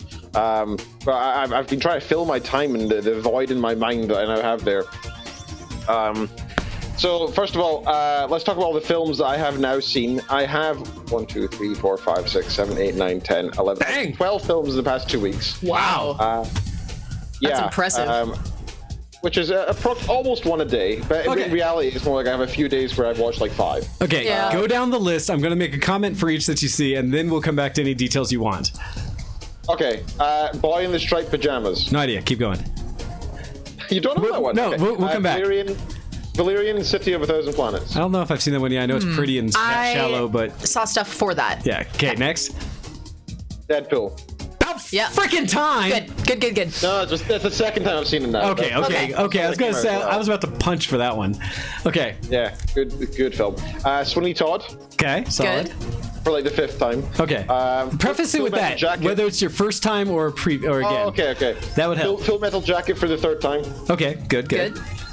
Arrival for the 1st time. Interesting. It's an interesting film. Yes. American Psycho for the 3rd time. Okay, that's where I was curious, because if that was your first, I was going to slap you too. That's a special movie. Churchill for the 1st time. I don't know that one, so I can't comment on that. Black Hawk Down for the 2nd time. Yep, that's a good film. Solid. Okay. Guardians of the Galaxy for the 2nd time. Okay, good. Halo 4 Forward Unto Dawn for the 2nd time. Okay, Yeah. good. And Dragon Ball Z Resurrection of F. What? An anime? Oh wait, that's right. That's the only anime Ken can watch. Yes. It's not even real anime. It's so real anime. But let me comment on a couple of the way more interesting ones than the ones that people don't already know everything about. So, Boy in the Striped Pajamas is this World War II wartime type film based on the perspective of a young boy who's grown up with a Nazi father who's fairly high ranking, in charge of an internment camp. And they move away from the city so that his dad can take over this camp. And as far as the boy's concerned, it's like this farm, and it's a farm full of these people. But he wonders why they're all wearing pajamas. He can't work out why they're all wearing pajamas. Gotcha. Yep. And as you can guess, this is a sad film. And it's called The Boy in the Striped Pajamas because the main character, the boy, continually meets up in secret with one of the kids in the camp and talks to him, hangs out with him, brings him food. And he doesn't understand why he's so hungry, or so ravenously hungry, or why he's malnourished, or why he's always beaten. Or so on. And eventually finds out that he's Jewish, and that's obviously a really bad thing. And eventually he starts getting taught by a tutor that visits his house that Jews are bad, etc. And he starts to think like, oh, I'm not supposed to be friends with this kid. And he starts to realize some of what's going on. But basically, the sort of like malice behind the main character's father, etc. Eventually devours the whole family, and that's kind of the whole point of the film. Interesting. And I'm not going to explain how that happens because I don't want to give away the plot points. But it's a sad film. I didn't cry or anything. I didn't think it was that touching. It portrayed a lot of really good points, and it was nice to see that insight from the sort of almost innocent perspective of a child, which is difficult because you so rarely see anything from the perspective of Nazi Germany, where there are innocent Germans. That's almost never a thing. You're right. You're right. In fact, that's a good point. Well, because the first thought I had with this, because I haven't seen this one, was I thought, oh, is this the flip to Life is Beautiful? Which was a movie I watched having no context of what I was watching when I started. Oh, crap. Yeah. Oh, crap. This is worth watching. I do recommend it. It's a good film. I'm gonna give it like a 7, maybe an 8 out of 10. Okay. I think it got loads of good awards because it's critical stuff. Because I remember when it came out, and I remember it receiving awards and everything. And I've been curious about it for a long time, but I'm terrible about actually seeing movies. Fair. If they came out in the last 2 decades or so, there's a challenge whether Zenko's seen it. Yeah, basically. Whereas, meanwhile, I've been introducing Hyde to all of my Jane Austen films and Audrey Hepburn, which I am loving so much. My wife would love you too right now. Yeah, the few I've gotten to see have been a lot of fun to kind of reach back into the past with those. So cool. Any other list of films you wanted to bring up in this? Briefly, I want to bring up Valerian City of a Thousand Planets because I think it was you, Hyde, who mentioned that it's beautiful. It is an absolutely gorgeous film. I don't know if it was Hyde or not, but it's an absolutely gorgeous film. Really pretty. It's a little bit it's a bit repetitive at times, and it feels like it's you can guess where the plot's going like every second of the way. It's not predictable. There for the amazing plot. It's not deep. It's there for the no, it's not particularly deep. However, the world, the universe that it's based on is absolutely amazing. So unique, and I do recommend seeing it for that alone. It's worth watching. Okay, because absolutely worth watching. as Glitchy was saying in the IRC, Valerian is very pretty and has incredibly bad plot and insanely bad and cringy character acting. And my comment to sum it up is pretty but dumb. Yes, absolutely. I wouldn't say it was dumb. Though it was fair. It was just generic. It's generic for any I imagine it came with good premise initially, but then they were like, if we're putting this much money into it, we need to make it follow like the general structure of any of these types of films. Just to try and there must be a love element, there must be romance, there must be this, must be that. Okay, I can picture. Got it. Yeah, no, and I think that's a valid way to put it. So, but yeah. Going on, Full Metal Jacket, again, I've seen it again. I just forgot how good a film it is. It's so good. It's such a great classic. Film. It says so much. The first half of it's just great as well. It's just really good. Yes. Arrival is one that I wanted to see in cinemas, but Ken Features doesn't really like sci-fi stuff, so I kind of put it off for a long time. But I've now watched it, and I'd say it was pretty good. I actually quite enjoyed it. It was a little bit different, a different take on these kind of alien arrival films. So it's an interesting one. Churchill was good. It was a bit overly artistic, and I feel like it almost degrades what Churchill was a little bit too much for my liking. Interesting. Churchill was such a prominent figure in world wars, and a large part of the reason that we won. Pivotal. But I think Americans would quite either really like or really dislike certain parts of this film, because it sort of implies that one, Americans were one of the main reasons we won, which is true. But two, it kind of says that they overruled Churchill a lot and just kind of did what they wanted to do. Interesting. Guardians of the Galaxy, I enjoyed watching again. I've had this song stuck in my head since. Halo 4 Forward Unto Dawn is still just so good. I remember watching that years ago and being blown away. It's still amazing. I'm going to watch it again next week. Well done. I love that one. I'm so blown away by it. I remember waiting for the next episodes to come out. What's going on with that? When it first was released, it was released as individual episodes, and now you can see the whole thing as a full movie. Yeah, it was like 12 to 15 minute chunks, if I recall correctly. Something like that. They were all very small, consumable YouTube channel things. They were not like episodes though, so you'd be super excited to watch it, having to wait for the next segment to come out, and then it'd be like 12 minutes. It's not like a nice chunk. It was literally just a cut. Cuts off, and you're like, no, I have to wait another 2 weeks for the next one. Yeah. So the way you consume it now is much better, but then there was also a certain level of excitement of having it come out each time. The anticipation how is this was so good? Yeah. Wow. Why don't they just make this? I first watched it after the chunks were all combined in the first That makes place. sense. That's the best. Yeah. Much easier. You didn't suffer honestly, as I did. So good. Do we know if anything like that's ever coming out again? Because no, I want to see more of this. I want to see the Halo universe in movie format. Well, and the best part about Forward Unto Dawn, if people don't recognize it, is that they also, the whole point was they were tying in with Halo 4 at the time, or 5, I forget which one that was coming out. And it leads directly into, because I had just gotten that Halo, I think it was 4. And as I had gotten it before I played it, I started watching Forward Unto Dawn, and then I finished it and started playing the game. I was like, holy crap, this rolls right into the game. I've never seen something else do this before. This is amazing. So yeah, I like that for many reasons. Yeah, I'm deeply in love with that film. Like maybe even top 10 somewhere in there. Okay, so that's enough of the films. I've also begun watching a couple TV series. Hey. Star Trek Voyager. I've begun watching. I think I'm 3 or 4 episodes. I'll be interesting to hear how that progresses for you. I'm a little disappointed by the look of the ship in the first place. It just looks like a slightly crapper version of TNG. I'll be very curious to see what you think of it as it goes forward. And also the CGI is just really disappointing and depressing. It's older. Like TNG was better.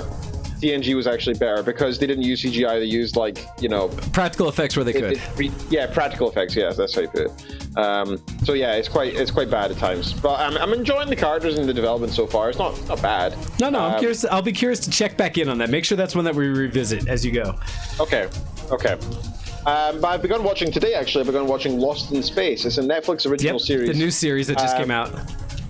It just came out. Yeah, I didn't hear anything about it. I just stumbled upon it on Netflix, and after watching the first episode, I was completely engrossed and had to watch another one. That's interesting because I've not watched any of it yet. I'm curious, but it's haven't. Really good. Okay, good to note. I will have to. It's really nice. Put that on a queue. Do you like RimWorld? Do you like that kind of game? Survival, land on somewhere, build and stuff, it almost has that feeling. Weirdly enough. I understand the basis for it, so I think that's not an issue for me. It'll be whether I care about the characters or not, how they're being portrayed. Because I've liked, good. I've liked the movies and stuff, so. They're not following like this sort of bog standard, stereotypes of these kind of, archetypes of characters in these kind of series. It's just they seem quite unique. To the point, a couple of them actually almost seem boring, which is actually kind of nice because I'm just like, I don't care about this character, but that's okay because sometimes you don't care about people, and that's okay. So they're actually doing it really well. I'm currently listening to, something away from TV, in terms of audiobooks, I'm currently listening to 12 Rules for Life and Antidote to Chaos by Jordan Peterson. Now, this one I took with a very big pinch of salt, maybe even like a handful, because Jordan Peterson is an extremely eloquent, intellectual character who I disagree with on a lot of points. Okay. I don't want to go into the fundamentals of his philosophies or anything here, but it's really interesting to hear his thoughts, and his perspectives are clearly really well thought out, and to a really impressive standpoint. Even though I disagree with a lot of his the construction of his points, where he gets to, I still can see and really appreciate how he got there, and I really do respect that. I also like the fact that people are crapping all over him for having certain political views, but he doesn't actually have them. He doesn't follow the main stream of what people should do in our society, according to most of society, and so they assume that he's something evil. But what I've heard, he's not. It's just different. But it's interesting to listen to. I don't recommend it itself. Maybe watching his YouTube videos is more interesting, and shorter sound bites, which is more easy to. And it's Jordan Peterson. I recommend checking out some of that stuff. His consumer base apparently is 85 to 90% male. Interesting. Which is really interesting in itself, because I've not heard him say anything directly or kind of seemingly sexist or anything. I think it appeals to younger men because he's trying to be this almost father-like figure that I think certain men enjoy, and it's really interesting in itself to try and work out why that is. I recommend listen to a couple of his videos. They're interesting to hear his philosophical standpoints, and whether you agree with them or not, it's just nice to hear somebody's opposing perspectives with us. Well, it's always interesting to hear other perspectives. Helps you form your own. Absolutely. Okay, lastly, I've been playing Hearthstone's latest expansion, Witchwood. Okay. Which came out on a few days ago. It's okay so far. It feels a little bit broken. I'm looking forward to the balance changes. Basically, there's this one legendary card that you can play, which has the ability to play every previous battle cry used in this game so far on that minion. So, for example, if you have someone a copy of this minion, or you have deal damage, or you have draw a card, or any of this, it just happens again and again and again. And you can also play another card before it, which doubles your battle cries for that turn. So he'll do them all twice. And it's not as if it's like a quick win. Like you'll win if you play that. If you play that combo, you will win. But it might take 5 minutes for the animations to play out, and it's just not fun for anybody involved. It's just fun. Knights of the Round, triple cast. That's frustrating. So if you're going to play Witchwood, I might recommend holding off a couple weeks before you die. Until they fix that piece. However, I think you get 3 free packs if you log in soon. So if you ever plan to play Hearthstone again, I do recommend logging in at least. Maybe I'll log in just for free stuff and then I'll run away again. It's just like the last time I actually subbed to Blizzard for WoW. I did it solely to get the fiery pet that Copy was talking about, the fiery dog or cat. Yeah. I forget what it was. Was it a Copy? Save me. Was it a fiery Shiba or what was it? The Corgi. Corgi, yeah, the fiery Corgi. That's fantastic. So I would have done anything to get that. I don't even play. I resubbed to WoW just to get 6 that. different cards you can get. And then I stopped. Well, I'd have to check with Copy to see if she still has every pet in the game, essentially. Copy was the best at pet hunting. And I don't know if you know this, Hyde, but World of Warcraft has this sort of like internal Pokemon system. So so you can actually get like a corgi team and like make them fight as a corgi team. What? It's pretty good. I didn't know that. That's you don't fantastic. Need to know that. Don't be tempted. I know that now. Don't be tempted. Molten Corgi. Thank you, Copy. Thank you for the Molten Corgi. Yes. At least Google the image. It's very cute, actually. It's a very cute little Look up Corgi battles. Blizzard Corgi battles. That's right. I think that's happening right now as we speak. Looking it up or the Corgi battles? Both. Sorry? No, go ahead, Ken. So the last two things, I'll keep it short, like I said. I resubbed to PlayStation Plus because I was doing it 3 monthly and I found a deal to do it cheaper for 1 year. So I paid for that. And I also noticed that their free games are out just now. One of them is the free games for the month type thing. One of them is Mad Max, which is currently £50. So that's pretty good as a free game. I was quite happy to get that. I've not played it, but I've installed it now, and the ratings seem quite good. So I look forward to trying it. Wait. So okay. He's scooting. Okay, so Hyde has looked up photos of the Molten Corgi. There's pictures of him scooting his butt on the floor and it's leaving molten lava trails. Which I would probably be a little more disturbed by, but apparently is adorable. And that's so fantastic that he did that. For Zenko's benefit and premise of meeting Copy, Copy put into the IRC as well, or the chat as Shadow is my favorite. It's a purple fennec fox. Yes. I'm on it. There are lots of very cute pets. There are literally, I think there's something like 500 pets, 600 pets you can collect in the game last I checked. And for like that 1 or 2 months that I subbed again to kind of run with Copy for a minute, here you go. Mostly I did pet battles more than probably anything else in the game because I can't play WoW anymore. And so that was a slight good distraction. Plus, anyone who plays with Copy Druid is its own fun experience. So yes.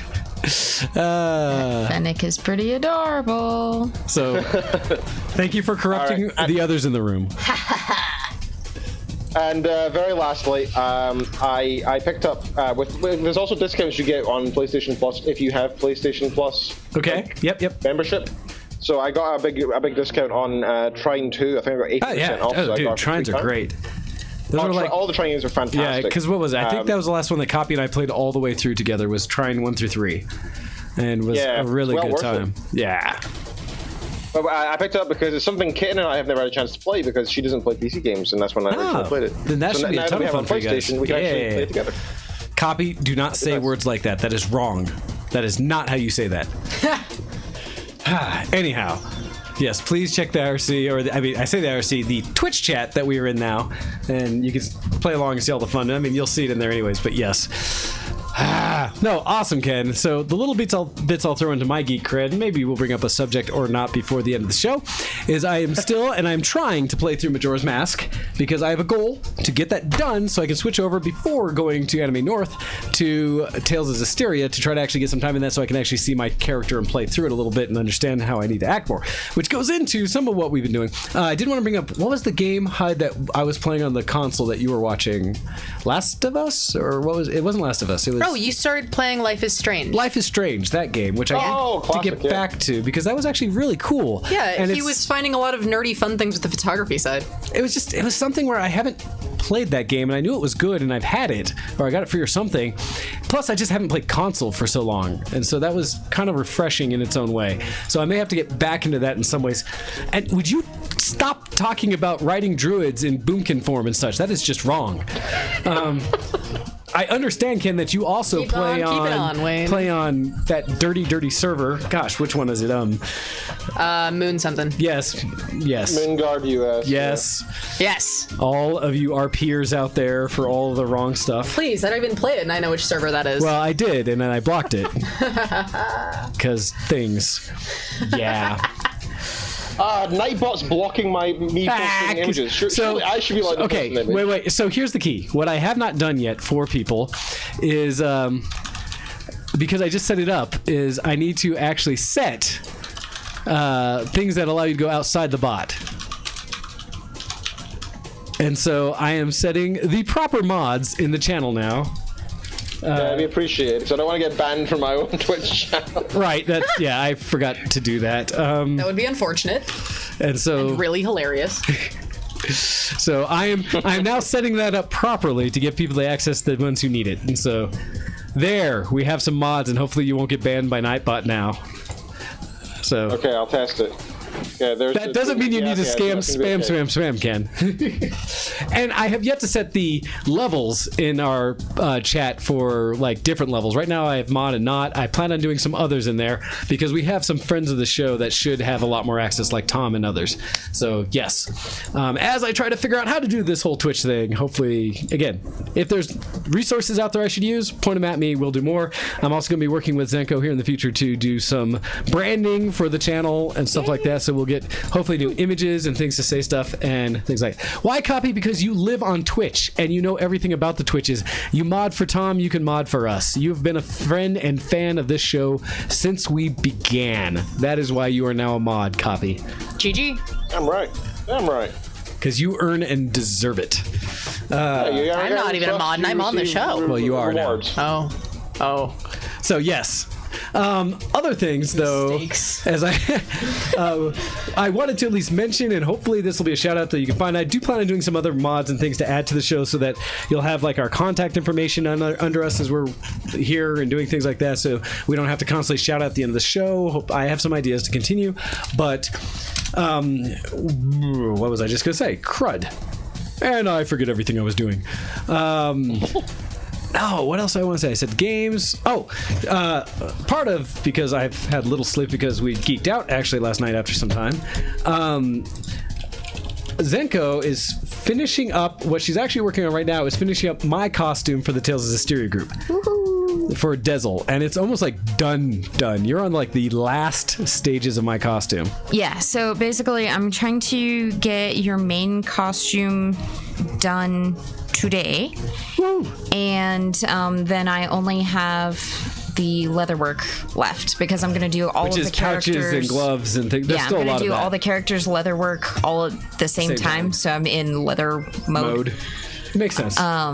But right now I'm doing the dimensional emblems like we talked about. And in general, this is just my little tidbit from this. In general, I don't like to pick Mylar trim for anything just because I don't like the look of Mylar trim. It's been reemphasized. I actually found some Mylar trim that I liked. It is doing what I want, and it has the right sort of look and color and doesn't look cheap and all of that. I can't stand sewing Mylar trim. Yeah. So this may be the last time that Zenko ever touches Mylar. Popping apart. For anything. Oh my gosh, never again. Last night, in finishing up some of the things like the pants, my overall pants. So exciting! Admittedly, it was one of the things where, because I first tried this on when we were going to go to A-Kon, so, like what, 9-10 months ago kind of deal, when we were first bringing it out. That was the last time I had worn and really tried on and done stuff for Dezel for this costume. Since then, I've made some life changes. One of which has been deciding to change my diet and thus adjusting my weight by like 20-something pounds. How many inches did we have to take in on the pants? So, the waist we took in... Okay, we had some straps so that he could tighten it as it was. I adjusted where I was going to put the buttons, because I hadn't even done the buttons yet, so that the waist took in probably a good inch and a half. And then we really had to pull those straps, and we're going to be relying on his belts actually functioning like belts. Even with the straps, it doesn't close enough. Yeah. Then because of the proportion of that, the legs were a little bit big and they weren't quite how I wanted in general. In addition, then, from each leg in the thigh area, I took out a good 2 inches. Each in leg. Most of it. And really tailored it and trimmed it down, and now they look really good on him, and I'm really excited about it. They became kind of like skinny pants. Dezel is probably my favorite character, so I'm particularly excited about. She was fangirling her own work as I was That's how I modeling know it yesterday. that it's at a good spot when I start fangirling my own work, or if I'm making a creature, if I start wanting to kiss its face, then I know I'm in a good spot. Aww. Undine, why are you over there in the corner making out with the things again? So I did this. Damn it, Zenko. I did this needle sculpted Digimon, baby Digimon thing, and it's cute anyway. It was like one of my favorite ones anyway. It's Pukamon or Bukamon, depending on if it's in English or Japanese. And I knew it was getting to a good point because it was just so cute. I wanted to kiss its face. It was made out of a sock and needle sculpting, but that's how I know it's in a good spot and I'm happy with something. It was good. And so this is a thing to throw out there that if you follow our social media channels and our cosplay channels and things like that, expect from me today, and I think already some has been posted from Zenko Akko Cosplay on both Instagram and Facebook to check out, and you can see some shots of me modeling Dezel in various stages as we were kind of just playing with it. There's still work to be done. I have to do some work on boots and things. I've actually just printed off, I modeled and 3D printed weapons of his that are kind of these ends to whip type weapons that he uses. I'm excited about this. So I need to do some secondary modeling because I know it'll break right now because the end of it, if I play with it like I want to and actually use it like a weapon. But I have some things to do. But I made that yesterday and then printed it, so I'm pretty happy about that. But expect to see those on our channels, mine being predictably ham for both my Facebook and Instagram. And Zenko Akko Cosplay, is that the same on both? Yes. And then Hide My Error, did you do any of those ones on yours? I haven't posted any of them. Okay, but we're all working on some cosplay things as well, so check all of those channels for some of that. But as well as, I apparently got a little enthusiastic with the modeling yesterday, to the point where I hadn't been drinking. I don't know where it came out of. You had a bunch of tea in you. I was caffeinated. We have found that you can be drunk on caffeine, as Hyde has proven multiple times, actually, even last night. And as I got caught up as well. No, that was pure giddiness. I was very excited to see the progress being made, and I love hearing about costume breakdowns when it's not my costume, because then if there's no stress, then it's just exciting. That's funny. Copy says, I also want to be Zavid. What? Nice. Do it. What, Copy? What? Do it. What? The wig would be awesome, and that's probably the thing that scares me the most on that one. And we actually have ideas of how we are looking at maybe doing casual, just shirt versions of the characters when we're not in costume. Like maybe just taking patterns from their costume and printing it with the CMI, Color Me Impressed, printing on some shirts so that we can wear those as background and kind of have the same character look and design when we're just wearing a t-shirt. We think that would be fun. Today on the Geekoscope. Damn timing! This is why I have to change some things with the show as well. Yeah. Copy, you caught me off guard. Yeah, we've got some ideas. So one of the other things we may be looking at with the show again is whether we actually do background music. Because while it's fun and it's interesting for people to hear, it causes us to be kind of these locked schedules where I have to manage the time during the show, and sometimes it doesn't work. So we'll see. We have some thoughts. Especially as I try to get the quality of our sound better, because hopefully from our end you've heard something a little better, and I'll work with Ken to get his even more so, and it'll be pretty, oh so pretty. Let's see. I think I just need to be in front of a freaking microphone, not using my your nice Yetis. We need to get you back on that since we know the office is not going to work well. I understand. No. That's okay. We are working, and it is working mostly well, and I think the show is coming off just fine. So, actually, this is poignant, because beyond that, I did want to bring up, let's see, I was looking at news stuff, and I was waiting on some until we were all in the room, essentially, or you were back for sure. I had mentioned last week, and I'll leave it in notes that I don't post for this week, just bringing up again that Spyro Remastered is being brought out this fall. Spyro Reignited, the trilogy. Yes. This is something I talked about towards the end of the last show where no one else was on me, just to mention it. But I think it's this September. I have to double check. Yeah. Coming out on PlayStation 4 and Xbox One is Spyro Trilogy, which is called Reignited. It is all three of the original Spyro games remastered for current gen systems. And there's some videos out there where you can see the comparison, and oh gosh, is it pretty. The reason I wanted to bring this up in general is because, as far as I know, this is one of those games that I know a lot of people have played Spyro. A surprising number of my friends and others I've run around have played Spyro. This is one that my ex and I actually sat down together on the couch and played all of through to try to get 100% in. And I still remember the first one, the exact gem that I could never get. I know exactly where it is. And I still have never gotten it. It pisses me off. It was before a time where you could go to YouTube and see playthroughs of how people did it. So I had no idea how to get it still. I could probably go back and find it now. That's right. We were talking the other day about how they tricky part of watching your friend play Spyro. Oh, Spyro would make you throw up in a heartbeat. It's just all that motion. The older PlayStation interface and the way the rendering was, God, if you weren't controlling Spyro, it was like the worst roller coaster for your stomach you could ever have. My brother and I would play it, and I couldn't.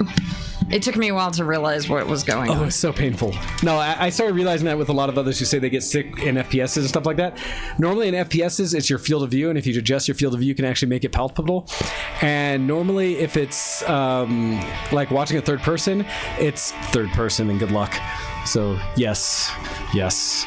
Oh, Glitchy, as Hyde is saying, you need to talk. You guys need to collaborate, because that is Hyde's jam. Hyde does... No, it's my gem. Sorry. Sarcastically rolls eyes. Yeah, no, let's talk resin, please. Thankfully, we don't have enough time in the show, but we should actually... Wow. One of the things we're talking about... Rude. Is as we go forward, and depending on what people like, there's a good opportunity because of the talents we have in the room, and stuff Ken's mentioned too, that we can actually do either one-off shows or sections within the show, specifically for things like cosplay, creativity, and things like that. Because we bring it up on occasion, but we really do have a lot of talent inside my household that kind of goes around all of these different things we can do.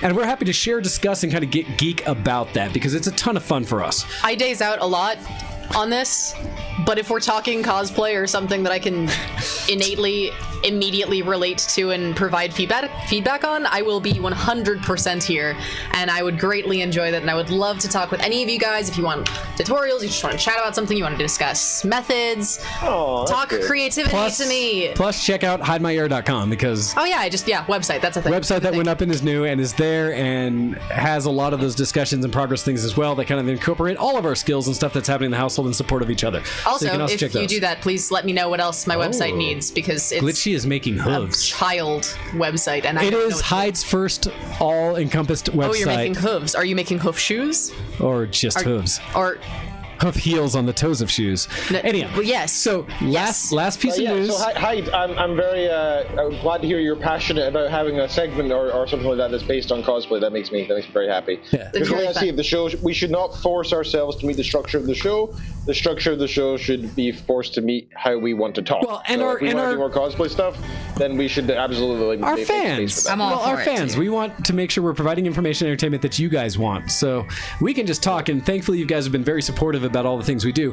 But if we have sections, or if you hear tidbits of our life that you think are very interesting, want to hear more about, email us at showx@vtwproductions.com, and we will do a show about that. We will happily get into those subjects. We just don't try to force ourselves upon you every time. But we'll do that. I know we're running out of time. There's one more that's coming up that I at least want to mention, because it's something I've talked about in the past. I've met the man, and others in the room have experienced it because I forced them. But one last piece of news from TechCrunch. Arcade fame turns to infamy as Billy Mitchell's record-setting Donkey Kong score is invalidated. What? So Billy Mitchell, the one with all the American ties...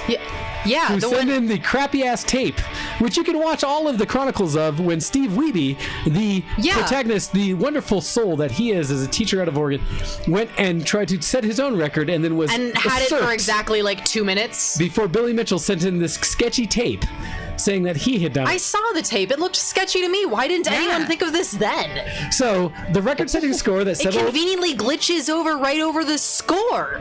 Yes. So I'm mad. Even those who watched King of Kong, A Fistful of Quarters, which please do, it's one of the most genuine documentaries in existence. It's a really good one. It makes me cry, and you really feel the humanity in someone like Steve Wiebe, who I've met multiple times and shaken hands and taken pictures with him. He is such a beautiful person.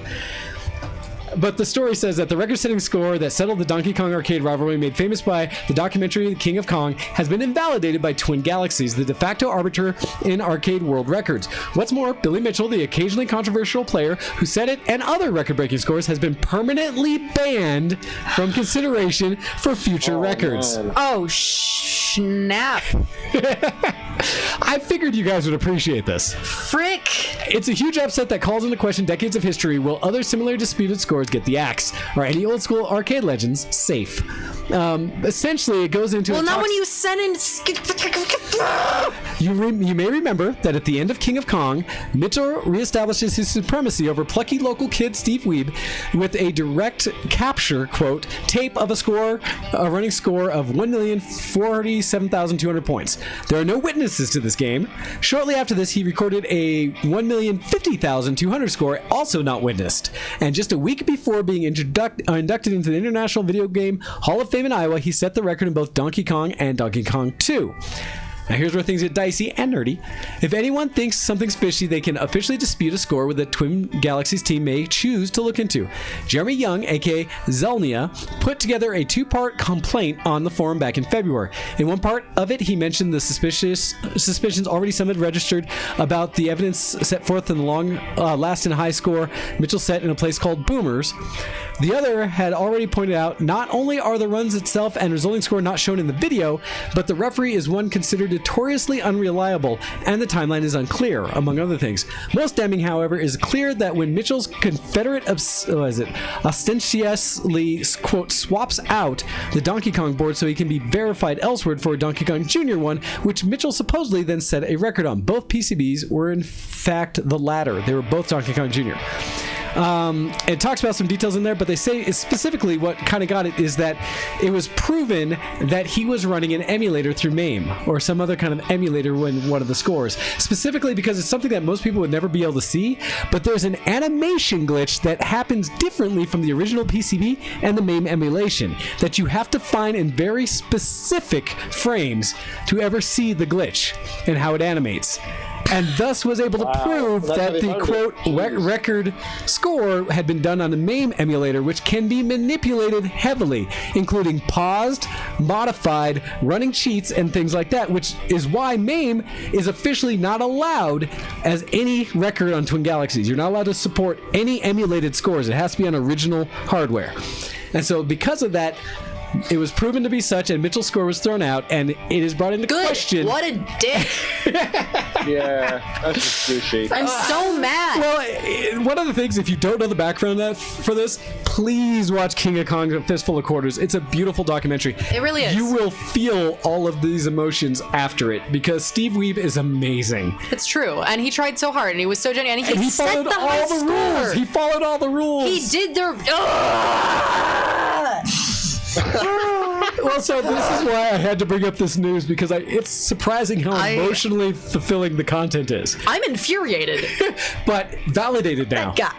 Yes, but I'm so mad for him. All of these years, it was like years. He was literally the world record holder for 2 minutes before they showed the VHS that the other asshole sent They him. had updated it just long enough while he was there and set the score live. Yeah, in person. And then they showed him this tape, and they're like, nah, fuck. No, they didn't show him the tape. They showed everyone else the tape, and it was, oh God, it's amazing that it is a documentary and it's real life. Because you're like, the soap opera drama that happens in geek culture and the uber elite. It was ridiculous. You wouldn't believe. And then you see it and you're like, holy cow. I'm stressed out. But it's because it's so good. And it's weird because it's a combination of our geek culture and just nerdism and gaming and all of our things put together. It's so good. So this is follow on for people who do go see it. It's years, it's decade basically in the making. Because I have pictures when I first met Steve Wiebe at the 1UP, when it was the old 1UP, and hipsters didn't know about it, when he taught me how to play Donkey Kong. And he signed my copy of King of Kong, and he is so genuine. Anyhow, okay, so I wanted to get that one piece of news. One piece of nude. That one lewd in there. One piece of nude. Here's your one lewd. One lewd. Now, the one piece of news before we end the show. One piece of nude. So, thank you all for listening. Please, my name is Luffy. Oh God. This is my one piece of lewd. All right. Sends out from afar. Thank you for listening. Please let us know in the show. We do really appreciate your feedback, especially as we're doing this piece where I've done new things to hopefully make the audio quality, to make us sound better, and make the overall process better going forward. I hope you like the little subtleties in the look and feel, and whether Twitch chat is working for you, or if we need to continue to support things like IRC. This, I think, worked, and I do want your feedback. So showx@v2wproductions.com. Whatever your thoughts, feelings, or anything about the show, please let us know. Also, if you want to contact any of us here, I can take those messages and we can pass them on. Please do. We appreciate Please you. do. All right, so with that, I already gave out contacts and stuff, so we're going to go. But Ken, could you show us out for today? I can. I just muted because I'm trying to battle a sneeze. So I did that. Okay. You can Proper timing. Follow us on Twitter, twitter.com. Don't worry, we'll all think about you right now, Ken. WShowX. Twitter.com/GoHex, Twitter.com/DogDead for the show, for myself, and for Mr. Wayne here. You can, as Mr. Wayne just said, you can send emails to showx@weeklyrussians.com.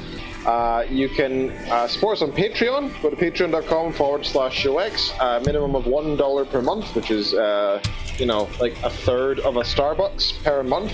So, you can effectively buy us 4 coffees a year. That'd be much appreciated. Unfortunately, there is no star system for that. Well, and I will work with Ken to transition our Patreon or whatever we're doing to accept funds to also allow for donations on Twitch so that you can get the fun little interactions like you saw tidbits of with follows and things like that on the show. We will support that. And so I have it set up. I just have to put an account to it. So yay. And I love all of your guys' emotes and things like that. And I set it up so you can use all of the emotes you've earned throughout Twitch, because you guys have worked hard for that, and I'm curious to see them come up. And I imagine Copy has all of them. So I look forward to that. All right, so with that, guys, thank you. Oh, yes, Ken, go. Oh yeah, there's a few more things that we haven't referenced. You can also follow us on Twitch and on YouTube and on Facebook. Just search for us. I mean, you'll probably find us. It's really not that hard in this day and age. Google's pretty great. Ken, I got your gift. Hey! Oh God, is it melted? No, it's fine. It's normal. It's just in the box. I was tempted to open it on the show and gift it to those around me, but we're running out of time, and I don't know if we should go long enough to do that. Yeah. You can do it after the show. That's okay. But it's so heavy. It's the sort of thing you can do, like pretend like it's during the ending credits, and people are just hanging out. Yeah. If we kill the background music, it'll feel like it's just a post-show chat, and then we don't need to be a professional anymore. Yeah, perfect. Whoa. I tried to take the end off of it and too much. Whoa. There we go. Whoa. So I just looked for fancy eggs very much, and I just sent you a fancy egg. I didn't really know anything about it, so it looks good. It is and I'll let Zenko taste a little bit, although she is better about me than I am about the diet. No, I have my own piece. It is a fruit and nut. It smells like a break off. It is a fruit and nut egg. Cool. And so call it via Baby Jesus Time or Restructured Jesus Time or just We Like Eggs. But essentially it's like a gifts from Scott. Oh, wow. fruit nut Easter egg. Delicious. Thank you so much. From that is good. Ken. So thank you very much, Ken, as we end out the show. Appreciate all you guys. It is indeed a fancy egg. It is. This is delightful. Yummer. And so with that, we will catch you guys next week. Thank you very much. You guys are fun. Bye. Bye, everybody. Bye. Now I have to figure I out always how feel to like hit I'm the waiting buttons. too long. No, you're fine. I just have to hit all the buttons.